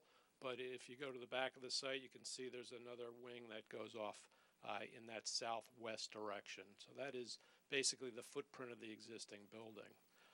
The driveway then circles around the site, and you can see pockets of parking are around the site. Pretty much the full extent, as you can see from the aerial and from being out there. Site's pretty much all developed. It's been cleared. There's no natural features left on the property, and it's basically fully developed. And again, we have superimposed, if you take a look in the back corner here on the southwest side, the outline of the proposed Bristol. I'm going to the other exhibit A5 now. So that's the Bristol that we show in that corner of the property. And then on the southeasterly side, the hotel in the dark outline there. That's where the hotel is proposed on the site. Directly behind the existing site is the first building for World's Fair. That's the M2 zone back then, the light industrial, the small warehouse buildings. The brown blotch that you see there is that large detention basin as you go up World's Fair Drive, and that's the basin for that large bulk of World's Fair. So that's pretty much what surrounds the property. As was stated, this property is, though, in the CB zone, and you can see Easton Avenue and then the canal just across in the river. David went through pretty thoroughly our discussions with the Historic Commission, their concerns about the views, the architectural views, and any views from the canal. We went through that with them pretty thoroughly. Basically, the canal sits low in this area, well below Easton Avenue, so you're looking up and over. And my statement to them is to you that basically you'll see maybe the tops of these buildings. You really don't see the existing hotel that's there now. It's a two-story. The office building next to it is closer, a little better angle, so you do see a little bit of the angle when there are no leaves on the trees out there. We took pictures just before the leaves were out so you could see it. This time of year, you're not going to see anything. As you come into the site off the 287 ramp, the question is, can you see it from 287? The hotel that's there now, you never see that as you go by. You're really not looking in that direction. So the question is, as you're coming off the ramp, do you see it? And again, it's kind of back over your shoulder. The level of Easton Avenue in the front here is about 13 feet lower than kind of where the parking lot and our proposed parking lot area is up top there. There's not a large view shed. If you looked across, probably actually as you're going northbound on 287, if you happen to look across, since the hotel would be 5-story, maybe you would see the top of that, but it wouldn't be a large visual presence from 287. 5 stories? 5 stories? 5 stories. Yes. Yeah. Oh, I know what it is. The assisted living facilities for. That's 2 and 3 story. The highest part is 3. It's staggered there. There were earlier versions of these plans, and if you had seen earlier versions, you may have seen that. So that's pretty much the existing site. Mr. Ardman, before you flip over and leave the site, is there any stormwater management on that site at the present time? I'm going to get to that. I was jumping ahead. There's none right now. It really just sheet flows off. So all that pavement, all that roof, sheet flows down to Easton Avenue and across to the canal. And what utilities are on the site at the present time? There's a water line, actually a township water line that traverses through the site at the present time. There's also a sanitary sewer line that comes up along the southern property line to feed the existing building. But there's no road. When you get off of 287, you have to pick up that looks like part of the ramp that now goes to the property, rather than, you don't ever get on a road. That's correct. You're right off onto that ramp. Just right onto that ramp. Just as you get in. And that ramp separates this property from that office building. That's correct. I have a comment. Microphone, Jay. Okay, because I go to the medical building a few times a week. If you come from Easton Avenue, if you come from Davison and come down Easton Avenue, past the northbound entrance of 287, the exit Easton Avenue becomes 2 lanes. One's the exit from 287 south, and the other is you passing by in the most left lane of East Navia. In rush hour, to get it's almost a demolition derby to quickly get across to get into that current entrance, because there's not enough space and time to if people don't let you, people coming off 287 don't let you across. And so it's a dangerous opportunity. It's always been. Yeah, no, I think our traffic engineer, Gary Dean, here can speak a little more about the trips and all, but that entrance has been here for that 40 to 50 years. It doesn't make it right. No, I understand that, but that ramp, I think the people who know this are going to know the Bristol, which will be less traffic, and you'll hear about that, or the hotel that are coming, are going to be aware of that destination when they come off. Yeah, but it's not the traffic in the development. It's the traffic trying to get across into the development. It's a traffic on 287 coming off 287, and you're in the left lane, and there's very little space to get across. You get in the right lane, Joe, and you go right up that driveway. You go right into. You're not in the right lane when you come down East Navy. The exit traffic from 287 south. Yeah, I know, but you can get in the right lane. I mean, I do it all the time. Tried a few times in rush hour. I have. Put your blinker on. All right. Mr. Arman, taking us from what's there now, can we move forward to what we are proposing? Certainly, and just real briefly, the entire site is 9.32 acres. It's lot 26, and I think that covers the existing condition. In the proposed, and boy, for an architect, David did a pretty good job of getting you around the site already, so that lessens my load here. But basically, you're coming in off that entrance ramp. Again, it's going to stay just how it is, and you'll still make that turn onto the site to come back for circulation onto the property. As you come onto the property, you'll make that right turn, and as was described, you have the hotel on this southerly corner of the property. The 5-story hotel is described. You have the circulation around the building, two-way circulation in all direction, and the canopy or the porte cochere that was pointed out is on that kind of westerly face of the building. So that'll be your drop-off area and the front entrance to the hotel in that location. The handicap parking stalls are also right in close proximity to that front entrance to the building. You have a sidewalk which circles the building also. For if parking in any direction, you can get in the front door. Once you've checked in, then you can have your key and get into any of the other side doors as well. There is some parking along the back side of the hotel as well as circling it. As was stated, there are 119 rooms in the hotel. Numbers right. And associated with that is approximately 122 parking spaces in general proximity and associated with the hotel area. As you continue through the site, as you heard, you can continue down kind of the main entrance drive, and that's where you get the nice view of the Bristol. So you'll get both elevations that David pointed out, kind of this southeasterly elevation, and then as you make the turn, you'll see the entrance drive, the circular entrance drive, the porte cochere and the main entrance in that location. Again, two-way circulation around the full building.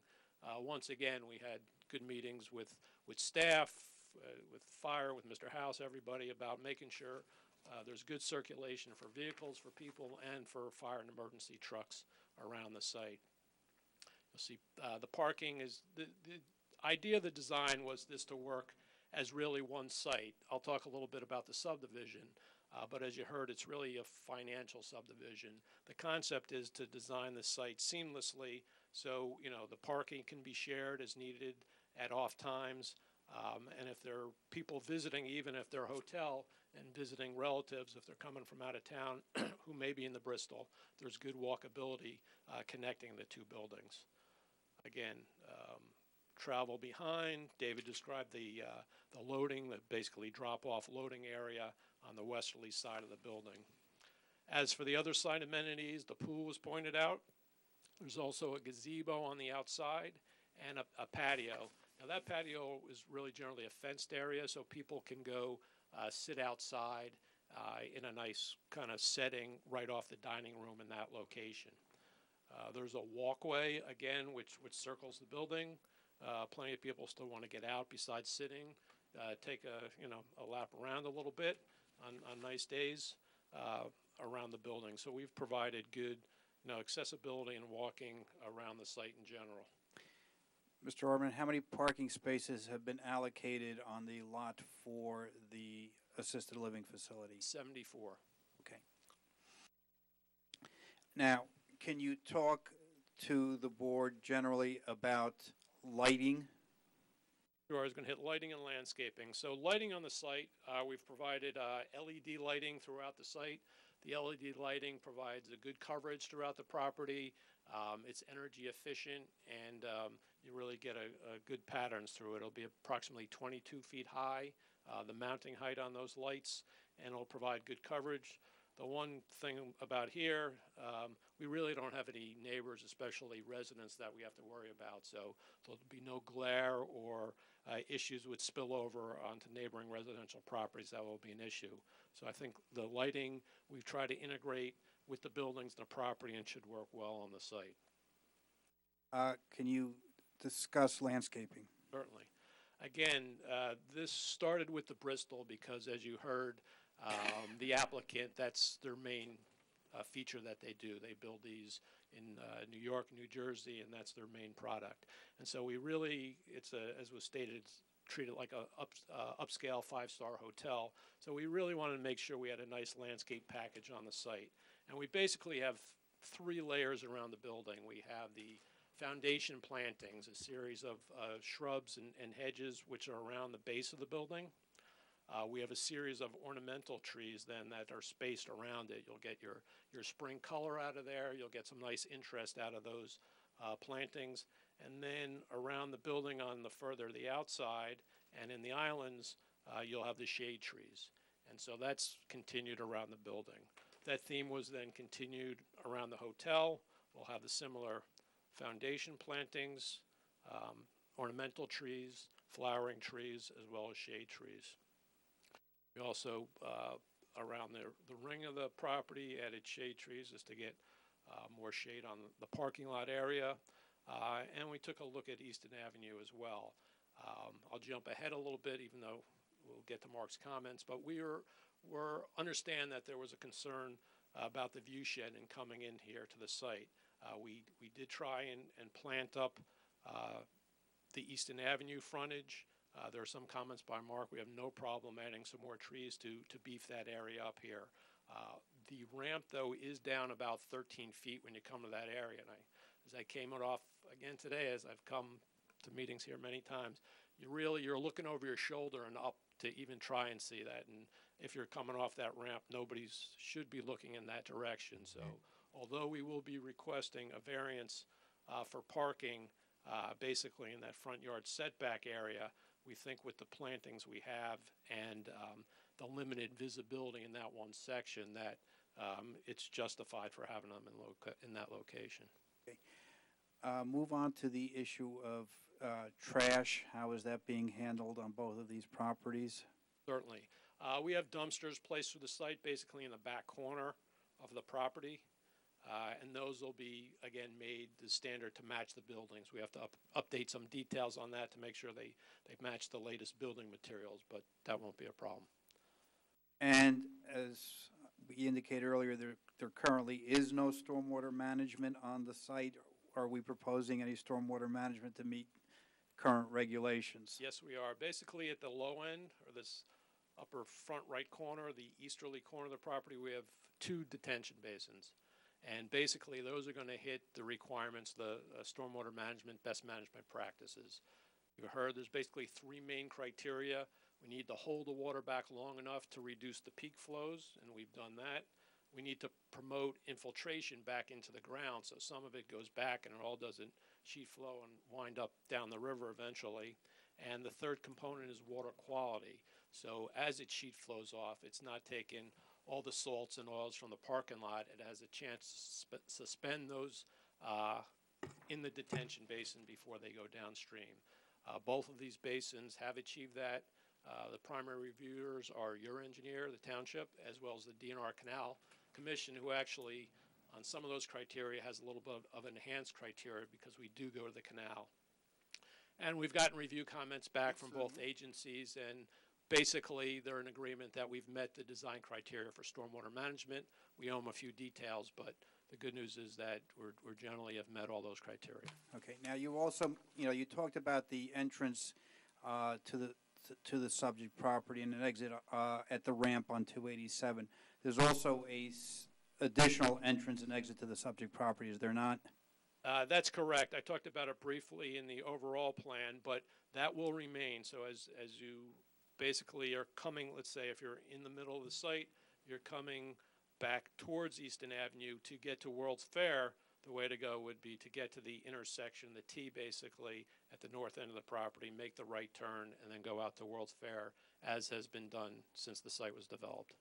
Now, part of this application, and we talked about the financing, we're taking this site, and when you're developing it as a whole site and tying everything together. The stormwater management from the two buildings that you were constructing are going to be in those basins, which are actually on another proposed lot. Is that correct? That's correct. And when all of this is said and done, we will have cross-access easements for people to traverse these lots, easements so that the water can get into the detention basins, and all of those documents after, if this project is approved, will be prepared so that if you're looking at the property, you're looking at one integrated development. Is that correct? That has been the concept from the beginning, and that's how it will be, yes. Okay, now, let's talk about the subdivision. Can you describe the lots that we are creating?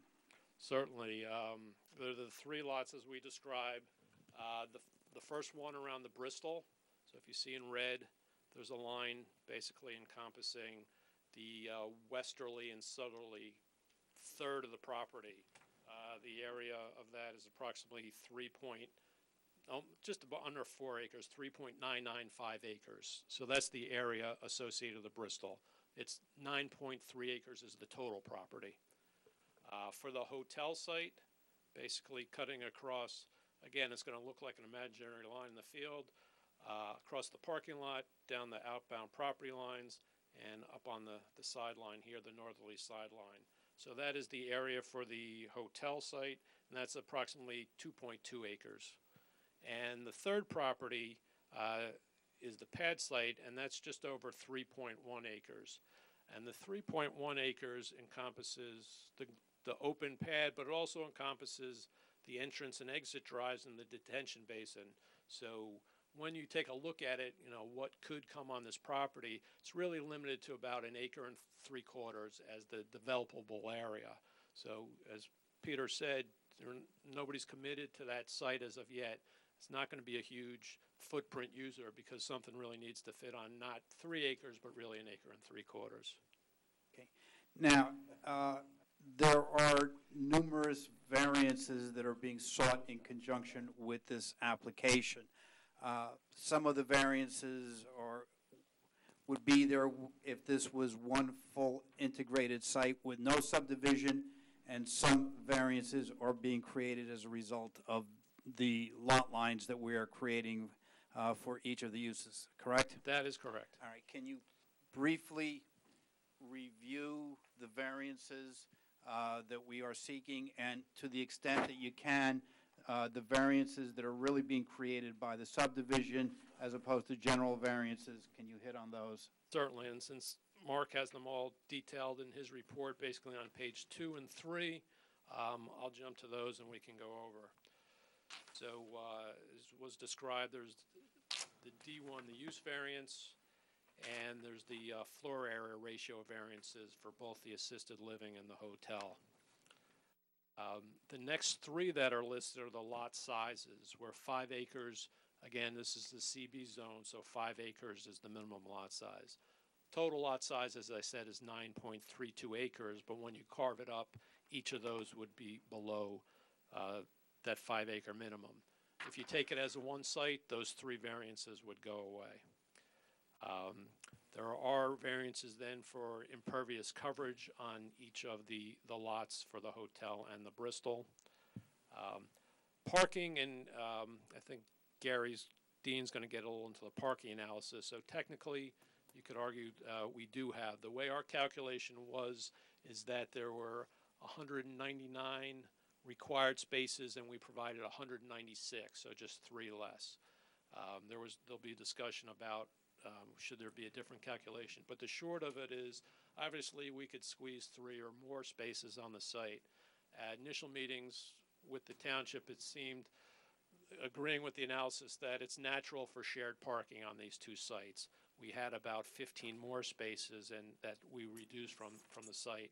So yes, a variance is required, a very small variance, and there would be room to fit additional stalls if needed. Mitch, if I can interrupt you. Sure. For the assisted living, there was a question about what is the actual parking requirement for the assisted living. To your knowledge, is there a requirement for assisted living in the residential site improvement standards? Yeah, and Gary was going to hit that. But Dean will hit. Okay, It so is that'll the be. 0.5.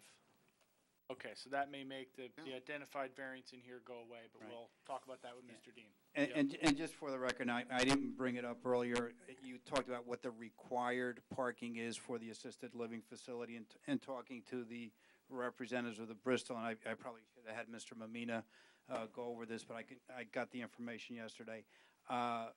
The building has 3 shifts for employees, from 7 a.m. to 3 p.m., and then 3 to 11, and then 11 to 7. During the 7 to 3 shift, which is 7 a.m. to 3 p.m., there would be 20 to 25 employees. 3 to 11 shift, there would be 15, and then the overnight shift, there would be approximately 8 or 9 employees. And based on their history, and Mr. Mamina can confirm it, the usual visitors would be anywhere at any given time between 10 and 15 visitors. So if you look at the spaces that we provide vis-a-vis the actual need, I think even without the cross parking arrangement, there's probably more than adequate parking on that facility by itself. And I don't know if Mr. Dean will testify to this, or maybe somebody else. I mean, my understanding, I think it's probably widely known, that assisted living has very low parking needs. Do any of the residents, who's going to testify to the degree, if at all, that residents drive and have cars? I'm not ready for that facility yet, so maybe next week. No, I do have some specific knowledge regarding that, only because it was monitored in a couple of the facilities. And generally, it's approximately 5 residents who have cars at any given time, and generally they don't end up keeping those cars once they get used to the facility. And it's a joke per se, but it's happened multiple times where the family has actually disconnected the car so that the car won't actually start, and the person just wants to see that the car is there. Yeah, I've heard that with other assisted living facilities where they bring the car and then they end up not using it. Right. And I'm assuming that you may have testified to this before, but the Bristol, I'm assuming, provides transportation of various sorts to its residents? They have a very, very nice bus, in each one of them. That's kind of like a little luxury tour bus that would drive you from the airport, to your hotel. So in all likelihood, if this is approved in a few years, we're going to be seeing the Bristol bus going to the yes, Stop and yes, you Shop will. and other. Stop and Shop brings people to church and synagogue, and it basically covers that need, and they quickly realize they don't need the car. Got it. Thank you. So on page 3 then, and we've discussed parking. If you skip down, there's a side yard setback. Again, if it was one combined lot, that would go away.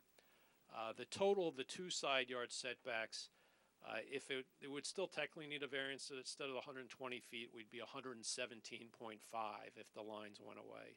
So still a variance, but not much for those 2 items. The lot frontage requirement, there would be direct frontage for the lots. There'd only be 1 lot, so that variance would go away. The total frontage requirement of 300 feet, that variance would go away. There's enough total frontage for this property. Parking required in the front yard, that would still be needed, and that's what I was testifying to as to the closest location to the ramp. Basically, the property line is 14 feet in the location, and that's where I was referring to in my testimony for the screening there. That would remain. For the next two of parking in the required front yard for the hotel, that would go away with a combined lot. Parking in the side yard as it relates to the assisted living, that variance would go away with a combined lot. And parking in the side yard for the hotel, that variance would go away with a combined lot. The signs would obviously still remain. Okay. Thank you. Yeah, why don't you hit the engineering report so we can perhaps dispose of that at the present time? You've had an opportunity to review the report prepared by Mr. Zelenik dated July 13th, 2007? Yes. 17? Correct. Okay. Are there any comments in there that we cannot comply with? The short of it is no. There are a few suggestions that we'll deal with. We have no issues taking care of the comments in the report.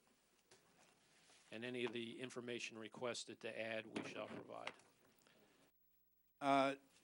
The one point on item number 25 about considering installing Belgian block curb as an alternative to concrete curb. Did you have a discussion with the applicant and the architect on this point? Certainly. Belgian block we do like in some residential settings more. The cost is actually pretty similar. Concrete, though, for this location where the sidewalk is against the curb so much, it's just a better construction detail. It stays together better. The joint is better, so we'd rather stick with the concrete curb that we have specified. Okay.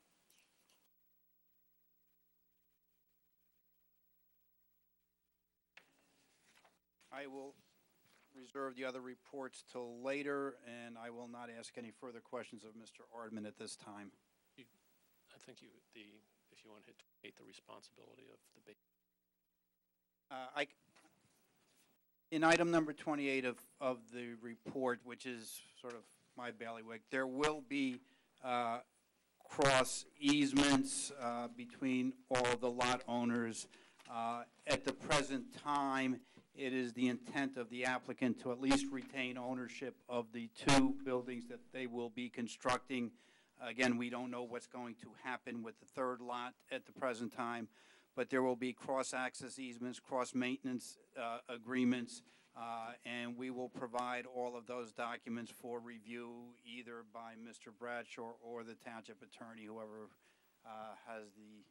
wants to review them, but we will provide all of those documents for their appropriate review. Let me just, because I had a similar question, and snow plowing and whatever other site maintenance. You're saying for the meantime, the applicant's going to own it, but I mean, what happens if the Bristol owns one site, the hotel owns the other site, and there's another user for the third site? How does that get worked out? Who does what?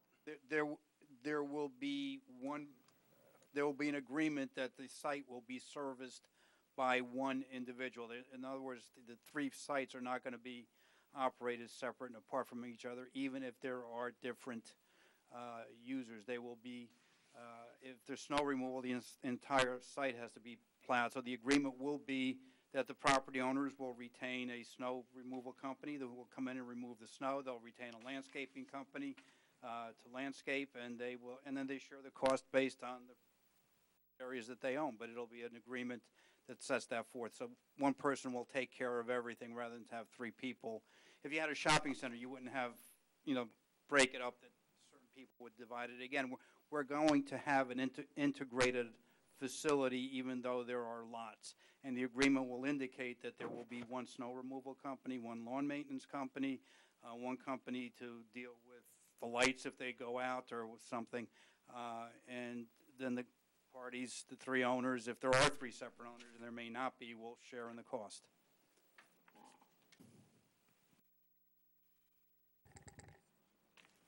which is often done, by forming even a condominium association. That's what a condominium does. I don't think for 3 lots we need to do that, but basically a condominium association does the same thing. They form an entity.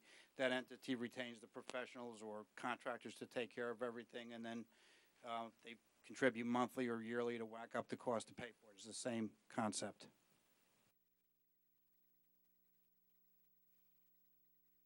That's it? These questions of Mr. Ardman, is that where we are? All right, Mr. Chairman, I have just a few questions for Mr. Ardman. Mitch, so you had mentioned the access, or I guess the egress from the site, that you would make the right and go through, just so the board is aware, when you look at A6, which was distributed, the way that you would get back to World's Fair Drive is, as was described, it's through the orthopedic office building, through a cross-access easement that's in place right now. You had indicated that would be the means to get back to Easton Avenue, but couldn't you also make a left at that T intersection and go through the existing curb cut? Yes, and I should have addressed that in Julio's review. You can still make that left. That's the best way to get to Easton Avenue, and that will remain. There was a stray note about no left there that should not have been on the plan. Okay. So when you get to that T, that's the way to get back to Easton Avenue in that direction instead of clogging the light up. Okay. And I guess this is really more a question for Mr. Lanford. The existing access easement, are there any, what are the terms of that access easement? Are there any restrictions, any abilities, restrictions on the nature of the uses and the amount of traffic, et cetera, that could go through that easement? No, I actually pulled the easement, which was granted on December 31st, 1969, which granted access to the travel lodge. Actually, in 1969, there was no World's Fair Drive. It was actually an access easement through that other lot out to Easton Avenue because World's Fair Drive at that time didn't exist. And the only thing in the easement, it says that the owner of the medical, which is now a medical office, it wasn't back then, could relocate that easement if there was a better place on their property to move it. But it doesn't restrict the uses or anything else on the other side. It's just a general access easement. And I can gladly provide a copy of it if the board needs it. The one comment, concern that I had with respect to, and this is probably more for Mr. Dean, but is the entrance or that access drive meets World's Fair Drive pretty much.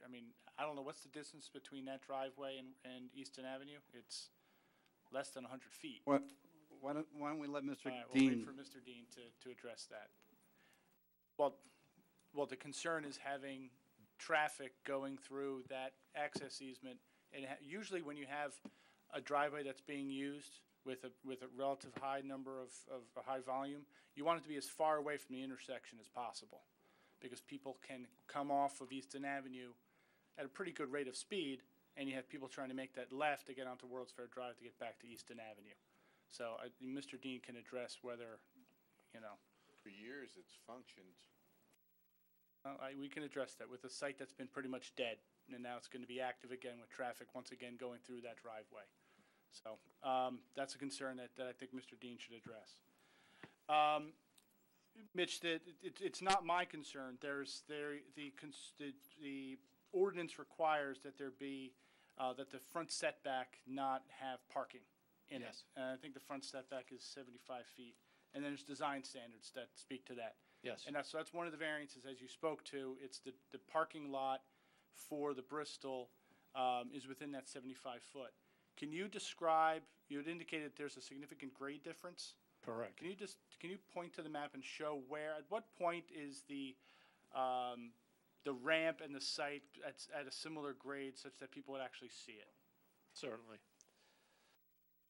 So for the large part of it, the ramp is below at the point where I said I'm looking at our grading plan, so I can see all my contours.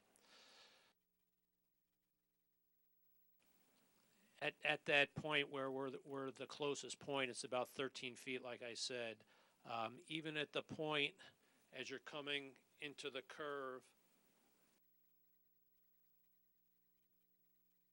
All right, there we go. As you're coming into the curve here, we're still about 7 feet below, because you come up that ramp into the site and you gain elevation as you come up that ramp. So you're still approximately 7 feet below, even well past that choke point of the parking lot where we are asking for the variance. And I'm on there every single day, so I Yeah. I don't have a visual in my head. Yep. So the ramp is actually 7 feet below the site at that point. That's correct. And again, I understand the concern, and well, you just that you brought it up, but also that it is a zoning requirement, and as you know, we've done a ton of work here in town, and we try and address those setbacks. But in this case, I believe because there really is not a visual impact, and we'll definitely work with staff to improve that. The other enhancement we can do, because there's a fence, because there's a wall, we had a chain link fence, and we can also upgrade that to basically a tubular steel style fence to the extent that you would see it. It would fit in better with the site. And I got a little yelled at by the owner because he doesn't want just a plain old chain link fence there either. So they want to see a nice site here as well. Okay. I think that's it, Mr. Chairman. Mr. Dean? Oh. Yeah.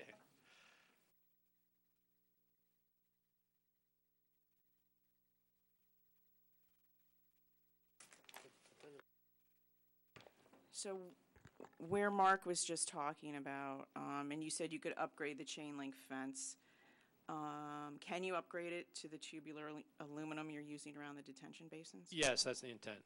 Okay, and can you put more landscaping in front of that fence? Yeah, I think we're going to swap out so we have a solid hedge there instead of You have interspersed. Mojave firethorn? I've never even heard of that. How tall does that get? That stays, I think the hedge height is about 3 feet. Yeah, if you could make a continuous hedge in that, with shade trees. That's fine. Signs, you're not proposing any freestanding signs? Not at this time. Again, until we get the third user and design a sign that would be a sign that would address the needs of all three users, we'll come back for sign approval at that time. So you'll come back to us? Yes. All right. I guess the exit ramp onto Easton Avenue, there's site plan issues that maybe Mitch could address. Have you gotten a county review letter yet? Or comments? I believe we did, and I believe that's not county. Yeah, that's still in DOT technically jurisdiction for that drive. All right, where does their jurisdiction end, do you know?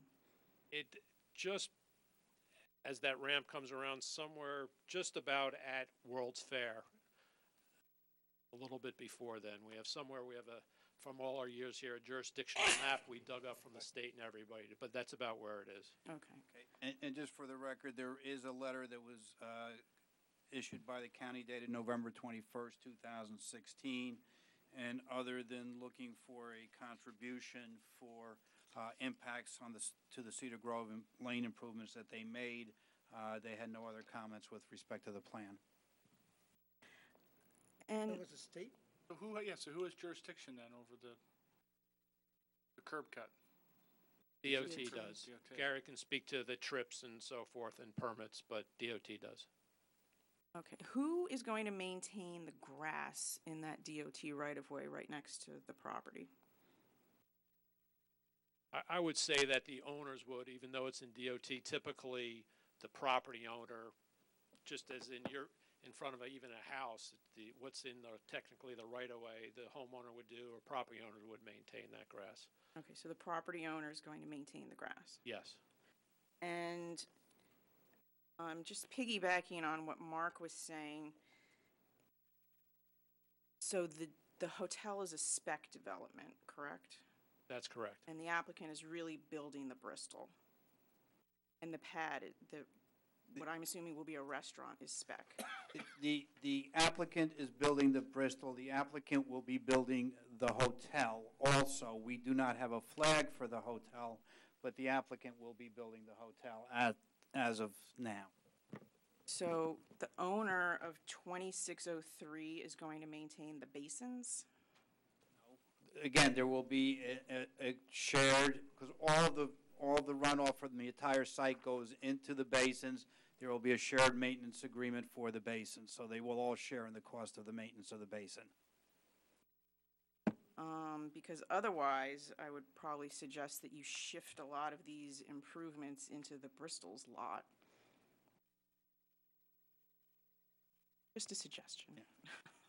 Yeah.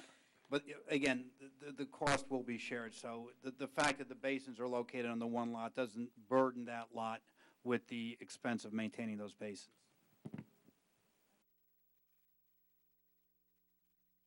Now, I have a question for our attorney.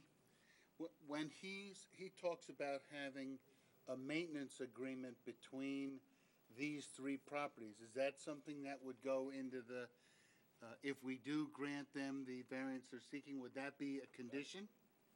I would put that in the resolution, yes. Yeah. Okay. And Pete would send it to me, I would review it as well. Any more, Cheryl? Next. Mr. Dean.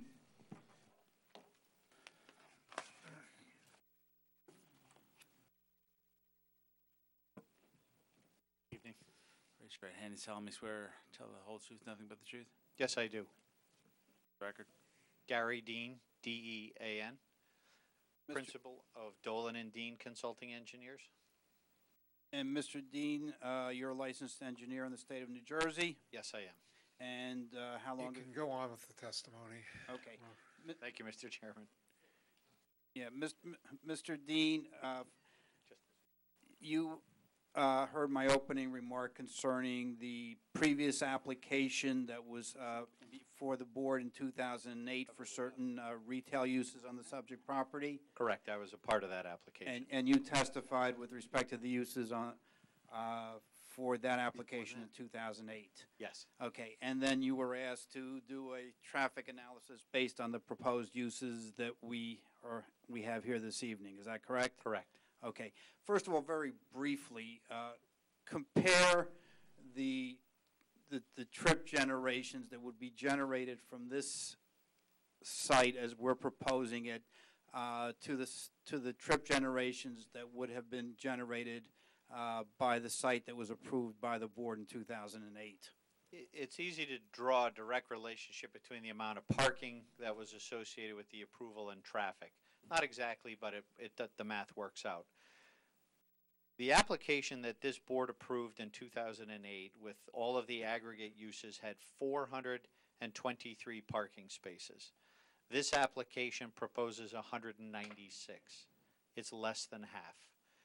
Not coincidentally, the traffic associated with this application is less than half.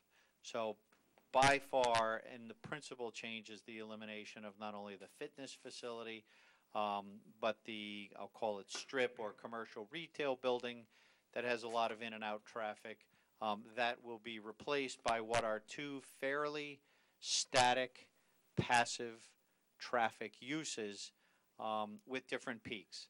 And it dovetails into parking, but basically a hotel, as you might suspect, is empty during the day, by and large, and then toward the evening hours it fills up. We have the exact reverse for the Bristol. When the first shift is in with the majority of employees, there are visitors, and then of course the administrative staff, that will occur in the middle of the day when the hotel is empty. And for that very reason, there is a very limited traffic impact associated with this. Even though we recognize that the current development on the site is relatively inactive, this use would still generate less traffic than, let's say, a more vibrant or vital rehabilitation of the site as it exists. We did prepare a traffic study dated June 7th of this year that was submitted that identifies some of the traffic counts and numbers and other more detailed information. If anyone has a question on that, I'd be happy to address it, but because there's such a dramatic reduction in overall traffic, we feel there's obviously a substantial benefit in the consideration of this application. To get into some of the staff issues and regarding the access, as Mr. Ardman identified, the proposed or existing, I want to correct, driveway that you can see on A6, I'm pointing to the very top of the exhibit. It's a ingress separated by a green triangle to the egress on Easton Ave. We met with DOT as part of the Broadway Z application, and in 2010, NJDOT granted, I'll call it a continuing highway access permit for that driveway. It was an administrative approval because it's already there.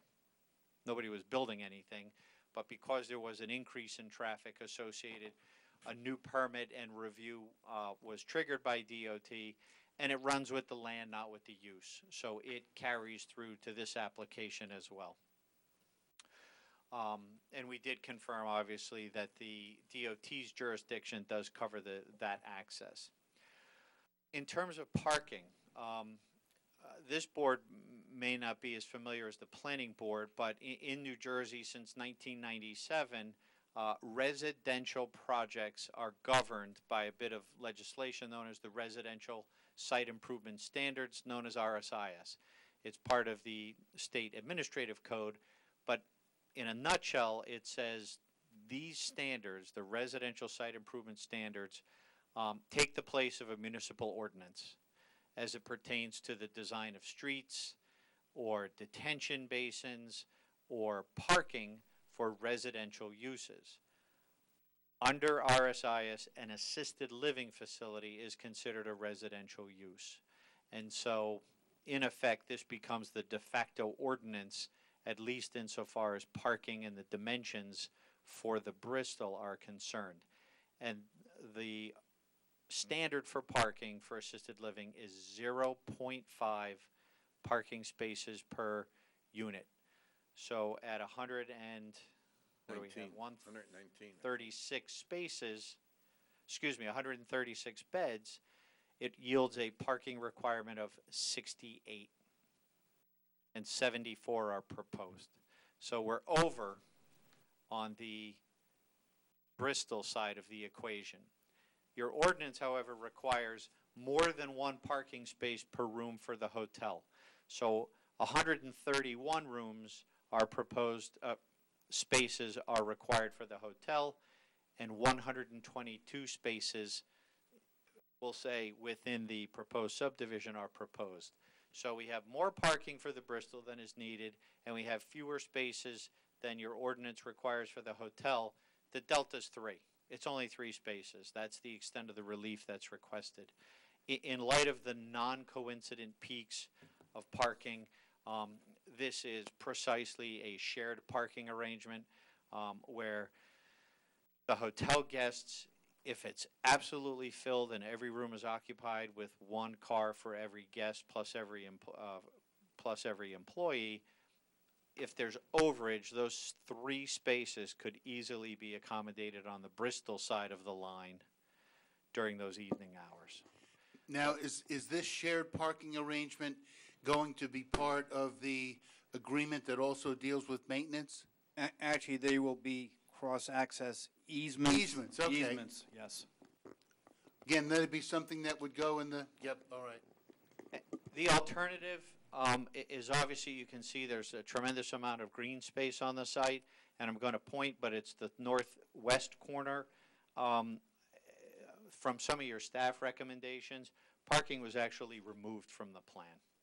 And the trend is that there's no point in improving property and putting in blacktop where there's a high degree of assurance that it's never going to be needed. It's just a better planning technique. You'll hear from Mr. McDonough.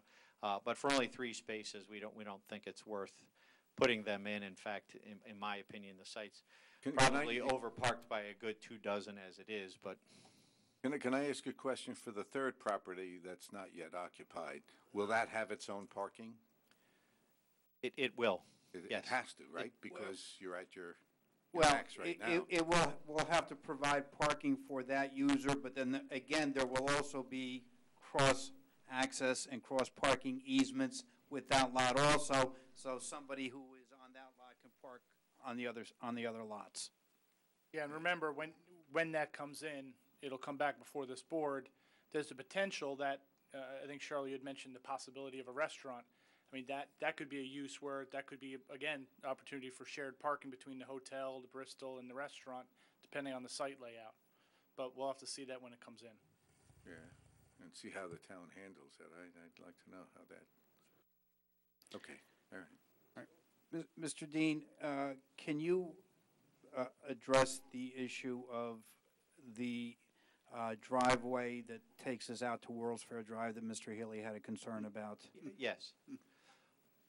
Through the adjacent orthopedic office building, and I'm pointing to the right-hand side of A6, it has a peculiar label, but it says Tansy Christine. You'll see a gray driveway with a red outline. Hopefully you can see that. That is an existing driveway serving the office building that extends out to World's Fair Drive. Through the miracle of modern technology, I could actually measure it on my phone, and from the center point of the driveway and I'm pointing to the stop bar where vehicles are supposed to stop before exiting onto Easton Ave is 121 feet.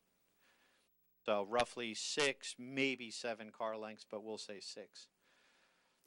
Okay, and in doing your analysis of this project, did you make any observations of the vehicles exiting the site where the old hotel was and exiting this driveway? And actually, the medical office uses that driveway also, and their ability to make left-hand turns out toward Easton Avenue. Correct. We observed it, we videotaped it, we've evaluated it. With this change in use, and again, I have to contrast it to the prior approval that featured retail. The benefit is, as the office employees are coming in the morning, well, that's when the hotel guests will be leaving. So there's really not a lot of demand for traffic to exit from the office building out to World's Fair Drive. So it's basically the hotel guests, the future hotel guests, if we're so fortunate, will basically have that to themselves. The assisted living, as you've heard, runs on shifts. And the primary shift is the medical, 7 to 3 p.m. Again, that's not at the end of the business day, and albeit there may be a handful of patient vehicles, but it's not when the majority of the employees are exiting. So at that shift for the Bristol, once again, there's very little competition for vehicles using that driveway. And so I'm not particularly troubled or concerned by that, notwithstanding its relative close proximity to Easton Avenue. Clearly, and we're aware that staff has had this concern since the project's inception, once we know the user for the additional pad, I think you're going to see a need for improvements. The challenge is this applicant doesn't control that driveway.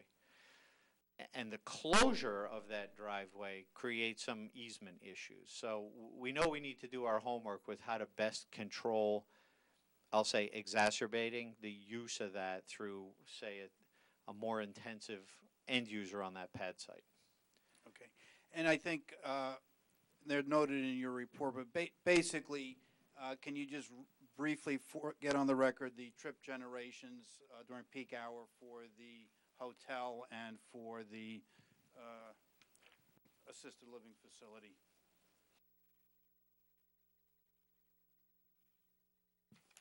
Reading from my report on page 5, the assisted living we estimate, and again, we used the industry standard rates to project traffic, would be 25 trips in the morning peak hour, comprised of 17 entering vehicles and 8 exiting vehicles. So looking at that morning, again, onto World's Fair Drive, averaging out over an hour, that's 1 car every 6 or 7 minutes. Zero effect or impact on stacking or queuing. And then in the evening, as some of the administrative staff leaves, that volume might go up to 20. The hotel would generate, and again, roughly 57 AM trips, or basically a car a minute, in both the morning and afternoon peak hour. It's almost the reverse.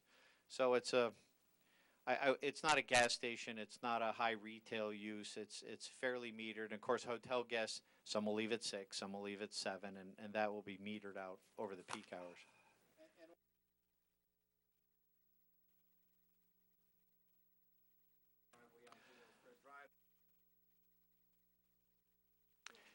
There was a discussion, and I think Mr. Healy caught this in his report, and I don't believe Mitch covered it.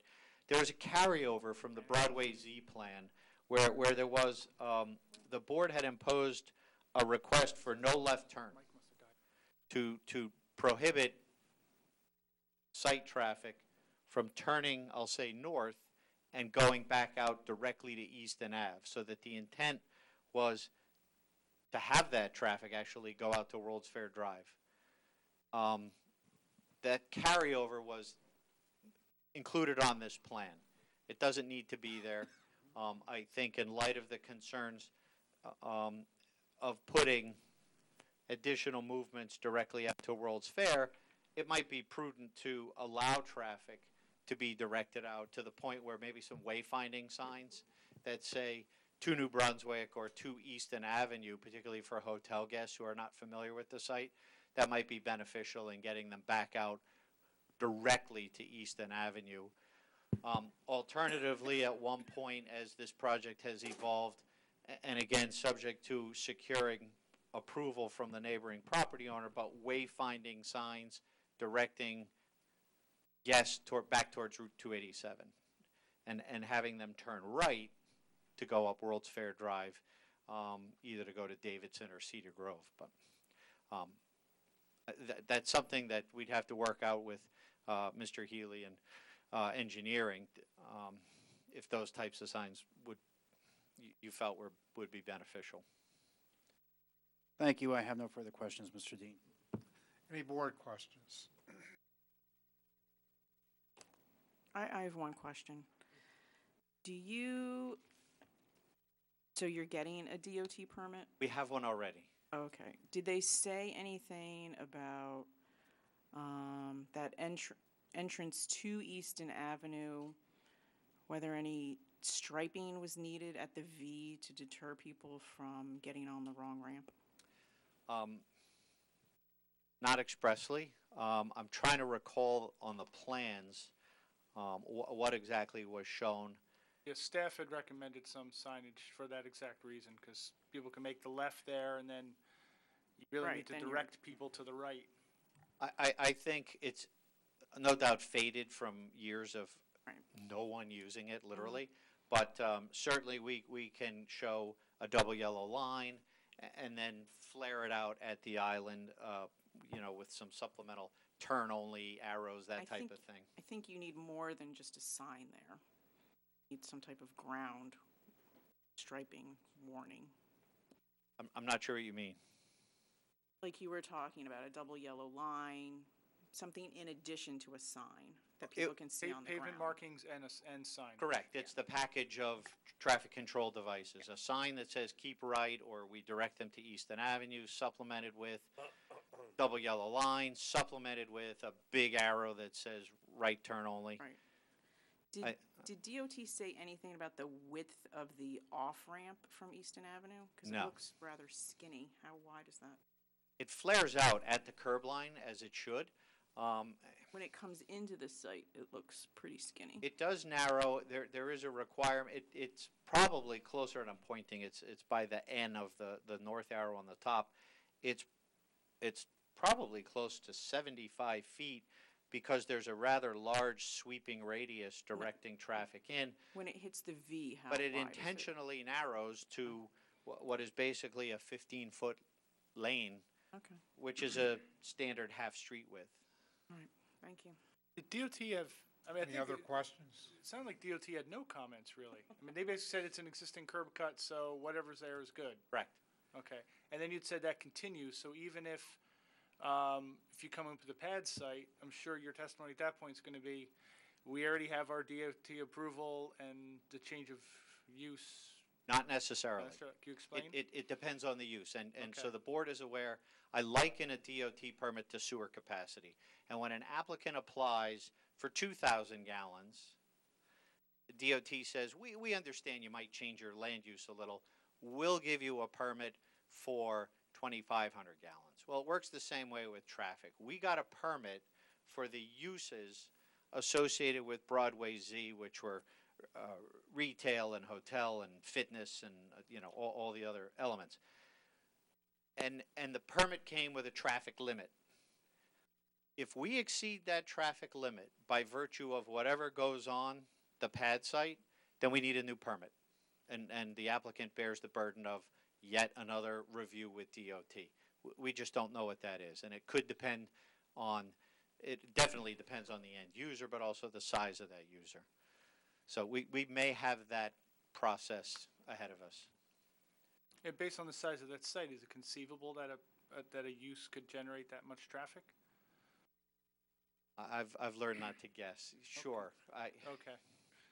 Depends on what the numbers are. And to complicate things more, it depends on when it is. So in other words, the DOT permit covers AM peak hour, PM peak hour, and then Saturday peak hour. And that's why retail affects certain permits, because retail uses are busier on Saturday.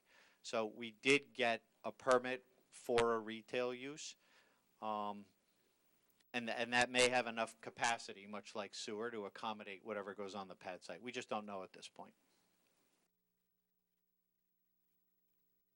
Any others? Yeah, just on that ramp, it slopes away, downhill. It's in other words, you're making a right turn, and it's usually banked.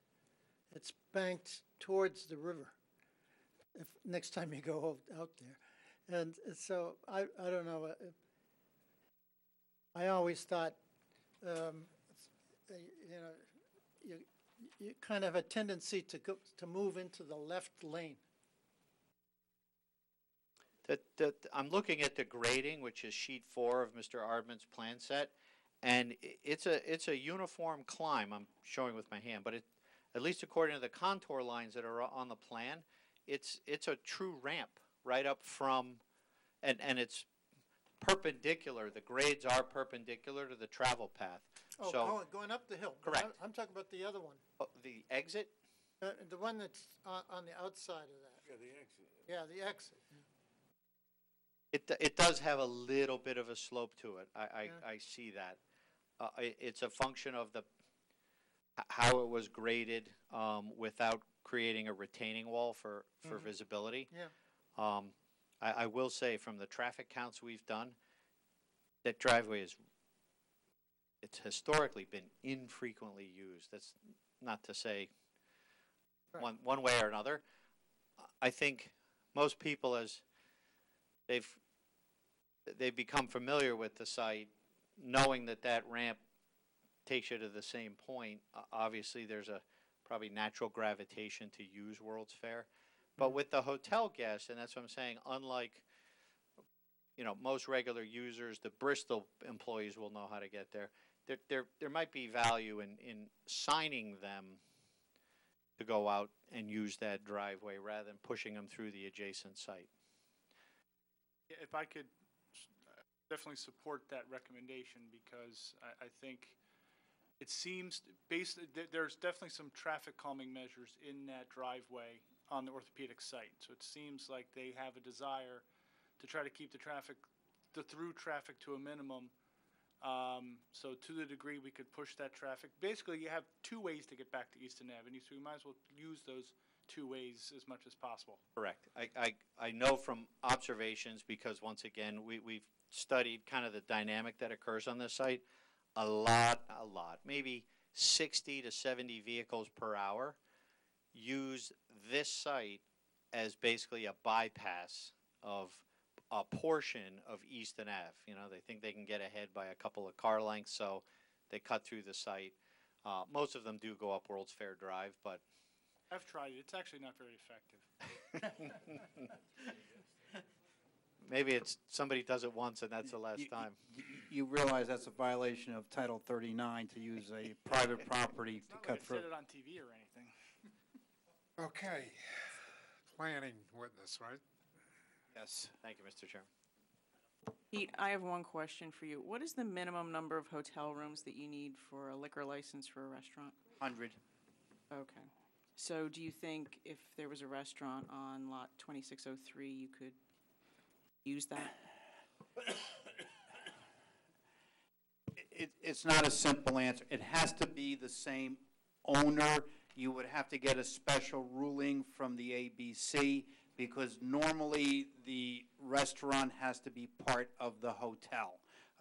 If you remember the hotel that we did on Cedar Grove Lane, where we had the hotel and then we had a pad site for the restaurant in the front because of fire circulation, the township supported that the restaurant, which is part of the hotel, be freestanding. Then I had to go down to the ABC to get a special ruling to allow it, and they gave us a permission to do it, but it has to be the same owner. It can't be somebody owning the hotel and somebody else owning the restaurant with the liquor license, because the hotel also serves alcoholic beverages, like late in the afternoon they have a cocktail reception. So the intent is that the liquor is tied to the hotel. I think the assisted living facility should get an alcohol license.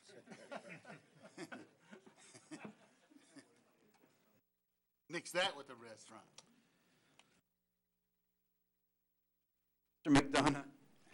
Yes. You raise your right hand for me. Solemnly swear or affirm to tell the whole truth? Yes, I do. And just spell your last name for the record. Sure. Hello, everyone. My name is John McDonough. That's spelled MC, capital DONOUGH.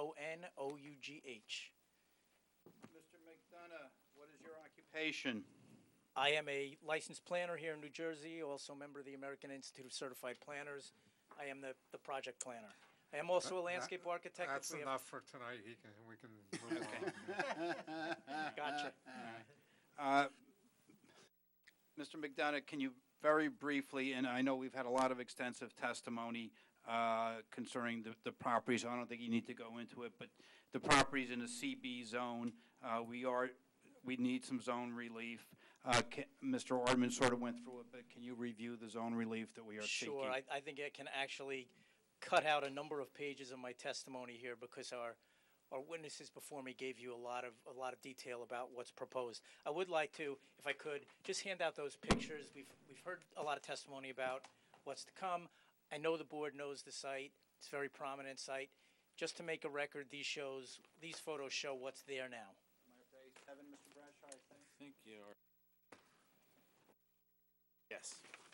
So very briefly, A7 is just going to be a handout, file size 11 by 17. It shows the subject property on an aerial on the first page, and then a series of ground photographs, again, to show the vacant, nondescript condition of the property.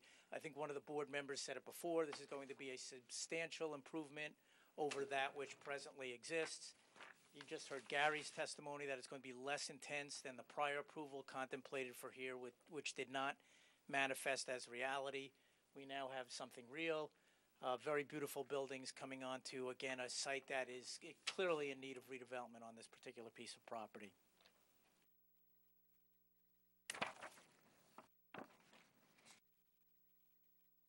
And so just to walk the board through the key points, the site is one tax lot, block 468, 468.01, lot 26. We show that in yellow. We've got the access easement over the adjacent property, 46810, lot 1.01. In terms of the geometry, as you've heard, this is an oversized piece of property. It's nearly double the zoning requirement, 9.32 acres in a 5-acre zone with significant frontage. I think you heard through Mitch that if this technical subdivision for financing purposes was not effectuated here, most of these bulk variances go away. So we're really dealing with a use variance, a D1 use variance to pull in an assisted living facility in your CB district. The hotel itself is allowed. And then we also need D4 floor area relief related to the size of these structures. That's really an intensity of use control that made Gary's testimony so important from a traffic standpoint, because there's proof positive that the site has adequate capacity to accommodate the density or the intensity of use that the applicant is proposing here without creating substantial detriment related to parking, related to circulation, and particularly with respect to movements in and throughout the site. Pages 2 and 3 simply show the condition of the property, emphasizing that it is loaded with parking and pavement, substantially disturbed and developed. The applicant is going to pull in hundreds of plants here, beautiful architecture, certainly going to be a significant upgrade over what I would consider to be a gateway to your community as we pull in off of 287 and make our way down south along Easton Avenue. Again, the three categories of relief that the applicant need here are the D1 for the assisted living facility. I think we can all agree that that is a good use. The courts agree as well. It is in fact an inherently beneficial use. I know you just heard a case on what that means, but essentially that means we're dealing with a cream of the crop land use, a land use that gets special treatment under the statute, reserved for a very narrow band of uses, such as schools, such as hospitals, such as specialized housing, which is exactly what we're dealing with here. Again, we're looking at a land use that is favored by the statute, favored by the case law, and has actually introduced a very simplified or streamlined test, which I'll walk the board through. Floor area relief, we just talked about. It's really a function of the overall site and the development that's proposed, the necessity to effectuate this positive redevelopment. Well, you know, you keep talking about it, you're talking in circles around it. When you say the floor area relief, what does that mean? Does that mean that you're adding additional floors that on a particular space that you otherwise wouldn't be allowed to have? Yes. Yes. You could say that. I'm going to get there. I'm trying to give the board an overview. We can go faster than this. I can do that. Good. So, again, what I'm going to do with respect to the use variance, we'll get there first. I'm going to read you your own master plan. It says it better than I can say it. This is the bottom of page 42. Recommendation: the significant increase in the older population will undoubtedly increase the demand and the need for specialized housing geared towards aging seniors, such as assisted living facilities. The township should review its zoning and accommodate for such uses, particularly the northwestern portion of the township, such as the CB zone, which is exactly where we're at. So you have a recommendation in your master plan, notwithstanding the fact that there is a use variance here. To walk you through the four parts of the test, again, we're dealing with the SECA test. It's an analytical shortcut. The positive criteria are presumptively satisfied. Prong number one, identify the public interest at stake. As we just said, as your own master plan said, the provision for senior housing for specialized housing is public interest housing and is recognized by our land use law as a fundamental purpose for zoning. Prong number two, identify any potential detriments. This test is really a look at the negative criteria. We know the positive criteria are automatically or presumptively satisfied. I will fall back on the testimony of all the witnesses that have gone before me. You have a lot of detail here that the site will function safely and efficiently. You have very clean letters from your professional staff with respect to water, with respect to fire, with respect to police, utility demand, and the like. So again, we're going to look at the third part of the test, which focuses on mitigating measures that will reduce or ameliorate some of those negative impacts. The board has had good interaction with this applicant. The board can impose conditions. I know a few that I've written down is that there's going to be a limited assisted living component here. This is not a congregate care facility. This is not a rehab facility. There are limitations on the hotel use as a limited service, not a restaurant, not a conference center. There, with respect to the design, there was a lot of talk about added landscaping, clarification on some of the signage with respect to traffic controls. Those conditions will certainly ameliorate or reduce those negative impacts. So finally, the fourth part of the test, we apply the balancing. Very heavy weight on the positive side, very little weight on the mitigated negative side. So in that regard, the board can certainly move forward with an assisted living facility use variance here in your CB Corporate Business District. Now, with respect to the D4 relief, we're looking for two categories of relief here. Number one, With respect to the hotel, we are at 0.81 versus 0.40. And for the assisted living, we're asking the board for relief relative to 0.67 versus 0.40 as well. The test here is also a lesser standard. That's the Randolph Town Square test. That's the one where, again, the supermarket was oversized with respect to the zone from a floor area standpoint. On the positive side, the floor area is necessary to effectuate this positive redevelopment of the site. The project as a whole will benefit with the revitalization of what is now a dead site. This will enhance a gateway to the community with attractive and active land uses. The board can find a nexus with this floor area related to purposes of zoning A, the promotion of the public welfare, and purpose I, the promotion of a desirable visual environment. Switching over to the negative criteria, as I started to say, the test focuses on whether the site can accommodate any problems that are associated with additional floor area. As has been stated, all of the uses that are located here can be adequately parked. You've got very detailed testimony in that regard, and as I just said, adequate capacity to handle water, sewer, public service demands. Lastly, we look at the appearance of these buildings, and I think it's safe to say, given the site plan that you have before you, given the offset from the roadway, given the beautiful renderings that you see as well, this site is going to have a nice green edge associated with it. These buildings are going to be pulled away from the roadway, which lessens the impact of the mass and the scale of the structures. And given that, I believe that the positives will certainly outweigh the negatives. The floor area relief will benefit the community with viability at the gateway. It's certainly going to improve the public image and identity at this location and does not constitute over-intensity of development. Lastly, the bundle of variances related to C relief or bulk relief can all be justified under the flexible C balancing test, whereby we take those benefits of the application as a whole, we pull them down. The lot size, as you just heard, is too small for each one of these three particular uses from the literal requirement of your ordinance under that 5-acre standard, but certainly adequate to accommodate what is typical for industry-wide with respect to these uses. Again, these are internal lot lines. This is going to function, again, with those legal agreements that will be a condition of approval as one integrated master plan development. So from a physical planning standpoint, there is certainly enough land mass here to accommodate the development before you. Impervious coverage, 65% versus 55% for the assisted living facility. The hotel, 79.2% versus 55%. The justification there is that in aggregate, we're looking at 51.5% overall, whereas 61.1% was previously approved. So again, a de-intensification over that which was previously approved. The parking supply, 122 versus 131.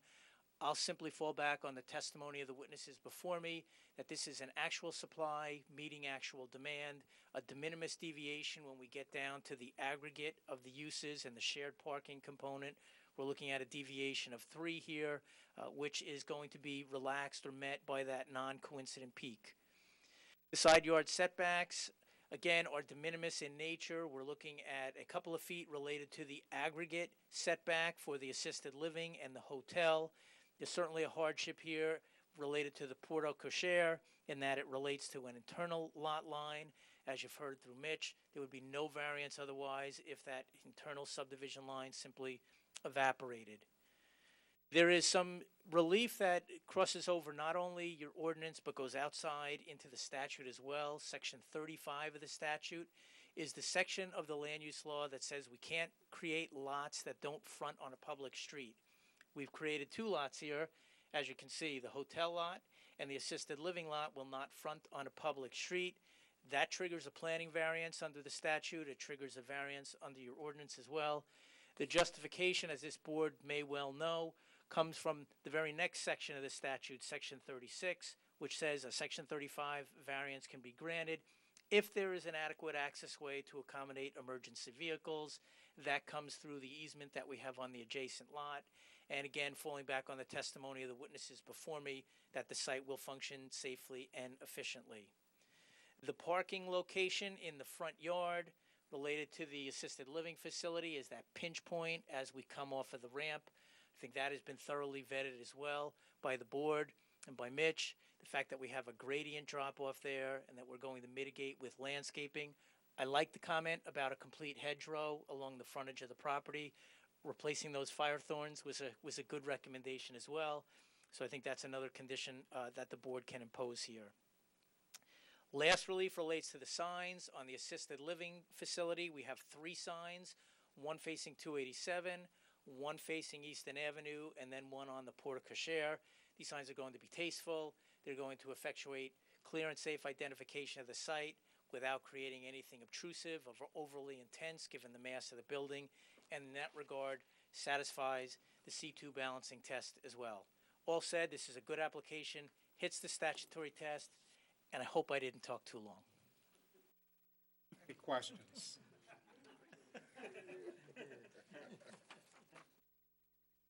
We're open to the public. Is there anybody who has any questions or comments or statements about the application? Close, anything you want to add? I briefly have to hit the staff reports, which we did not hit, so I think I can bring Mitch back. We've already covered Mr. Zelnick's report. There is a report dated July 11th, 2017 from Mr. House. We can comply with that report. Correct. A report from Ms. Elliott dated June 30th, 2017. We can comply with that report. There is a report from Raymond C. and Franny dated July 13th, 2007. We can comply with that report. The police have no comment. The Sewerage Authority, we're working to get everything signed off with them. And who did I miss? Mr. Healy. Yeah, there's only 2 left. So in general, and Mark, if we missed something, let me know. I think we hit the main between Gary and myself. There are 2 that I circled up we did not hit. One is on page 7, both are on page 7H about the crosswalks. In several of the shopping center projects we've done with you in the overlay district, we've provided a lot of detail. This site, we felt that there wasn't that much cross traffic between the 2, and we weren't really looking to do the brick or paved. We didn't think it was appropriate for this site. We think the striped crosswalk would be sufficient if the board's in agreement with that. And so that'd be a waiver you'd be requesting. Yes, we'd be requesting a waiver. And then under J, under commercial design standards, talked about sidewalk out to the adjoining street network. I don't think it's appropriate. I don't think we want a sidewalk out to Easton Avenue. That might encourage. Is there sidewalks on Eastern Avenue? No. Asking to, that's generally, That's waiving that since there's nothing to connect to. Right. Yes. something to think about, though, because there are sidewalks once you get past World's Fair. I think if and when the 3rd site comes in and there, as Gary said, there may be another look at access out there, sidewalk to World's Fair may be appropriate. I don't think Easton, because I don't think we want anybody stop and either drop somebody off it or pick somebody up on Easton or walk right there. I think that's a good suggestion. I think those were the 2 in Mark's report that Can't that question be, or maybe he said that, considered with the next application? That's what Mr. Ardman's suggesting. I agree with that. It may not have to be on Easton Avenue. Correct. And we'll, the other street trees that are requested and meeting the tree count, as Mark's report noted, we will agree to those. So those were the only 2 items that I wanted to get on the record. The other ones would be acceptable. And I only have one other thing, Mark, and I am still trying to get a clarification. The assisted living facility may be exempt from the affordable housing fee. So we will agree to pay the affordable housing fee if applicable. Subject to applicable fees. That's correct. Okay, that covers it? That covers it. Anyone have anything they need to ask, or? Yeah, I need to ask our attorney a question. It seems to me that if we're creating 3 lots and all of those lots are going to be undersized, at least as far as the zoning for that particular district is concerned, aren't those variances that they need as well? Yes. said so. He went That's what we noticed and applied for those, and we testified that we need variances for those. Oh, okay, because, and I hate to say this, but I don't think your planner mentioned that as one of the variances did. that you need. He did. Okay, all right, good. Yep. He was trying to talk fast. Yeah. Anything else? Okay. I'm going to be very brief. As I said in my opening, we started this project 3 years ago. 8 years ago, we had a project that never got off the ground, mainly because we had no commitments when we came in here before the board for the users for the project. We have here a viable, substantial, well-renowned developer who is buying this site, who will deliver what we proposed this evening, and hopefully will deliver it very quickly. The hotel that is currently there has for many years been an eyesore, and I think more of an eyesore now is when people come into our community and the first thing they see in our community is hotel closed. That's the sign that's there. Chain link fence helps too. You know, and really, I think what is best for this municipality as quickly as we can is to get a sign up there, coming soon, new hotel, and coming soon, assisted living. I think these are both uses that are appropriate for the site. I think they are well thought out, well planned.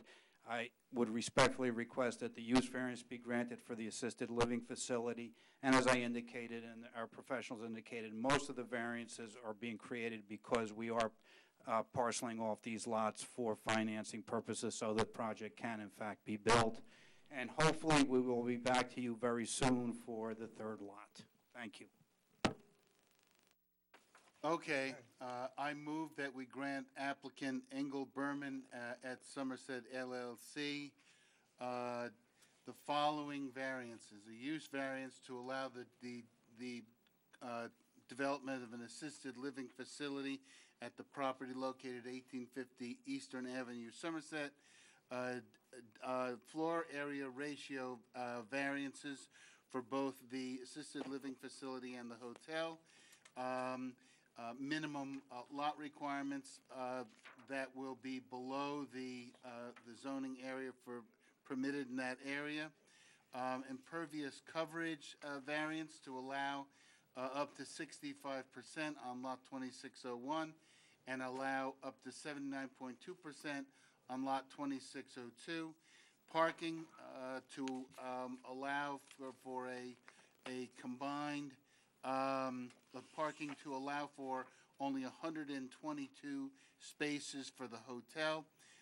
Side yard setbacks as identified on page 3 of Mr. Healy's report. Lot frontage setbacks and size requirements as indicated on page 3 of Mr. Healy's report. Parking requirements for front yard and side yard as indicated in Mr. Healy's report, and number and location of signs as indicated on page 3 of Mr. Healy's report, subject to the following limitations. First, the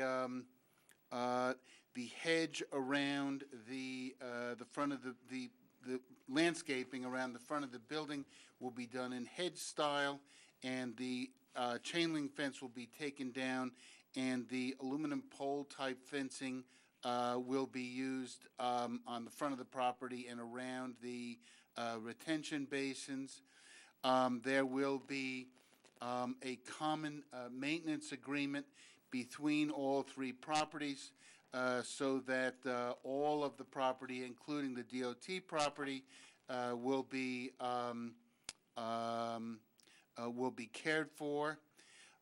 You will comply with all requirements in the engineering and planning reports, with the exception of requiring cobblestone curbs and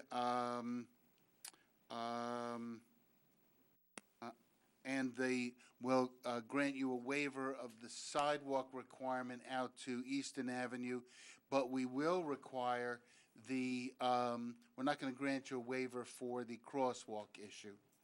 And that's all I have. Does anybody have anything else? Back to the board for freestanding sign approval. Right. And enhanced safety markings at the Easton Ave entrance. Next. Second. We have a second? Second. Any discussion? Okay. Raymond Bettervid, Yes. Donald Johnson, Yes. Bruce McCracken, Yes. Robert Shepherd, Yes. Anthony Caldwell, Yes. Gary Rosenthal, Yes. and Chairman Thomas. Yes. Thank you very much. We don't meet again until September, correct? Okay. A motion to adjourn. Move that we Second. adjourn. All in favor?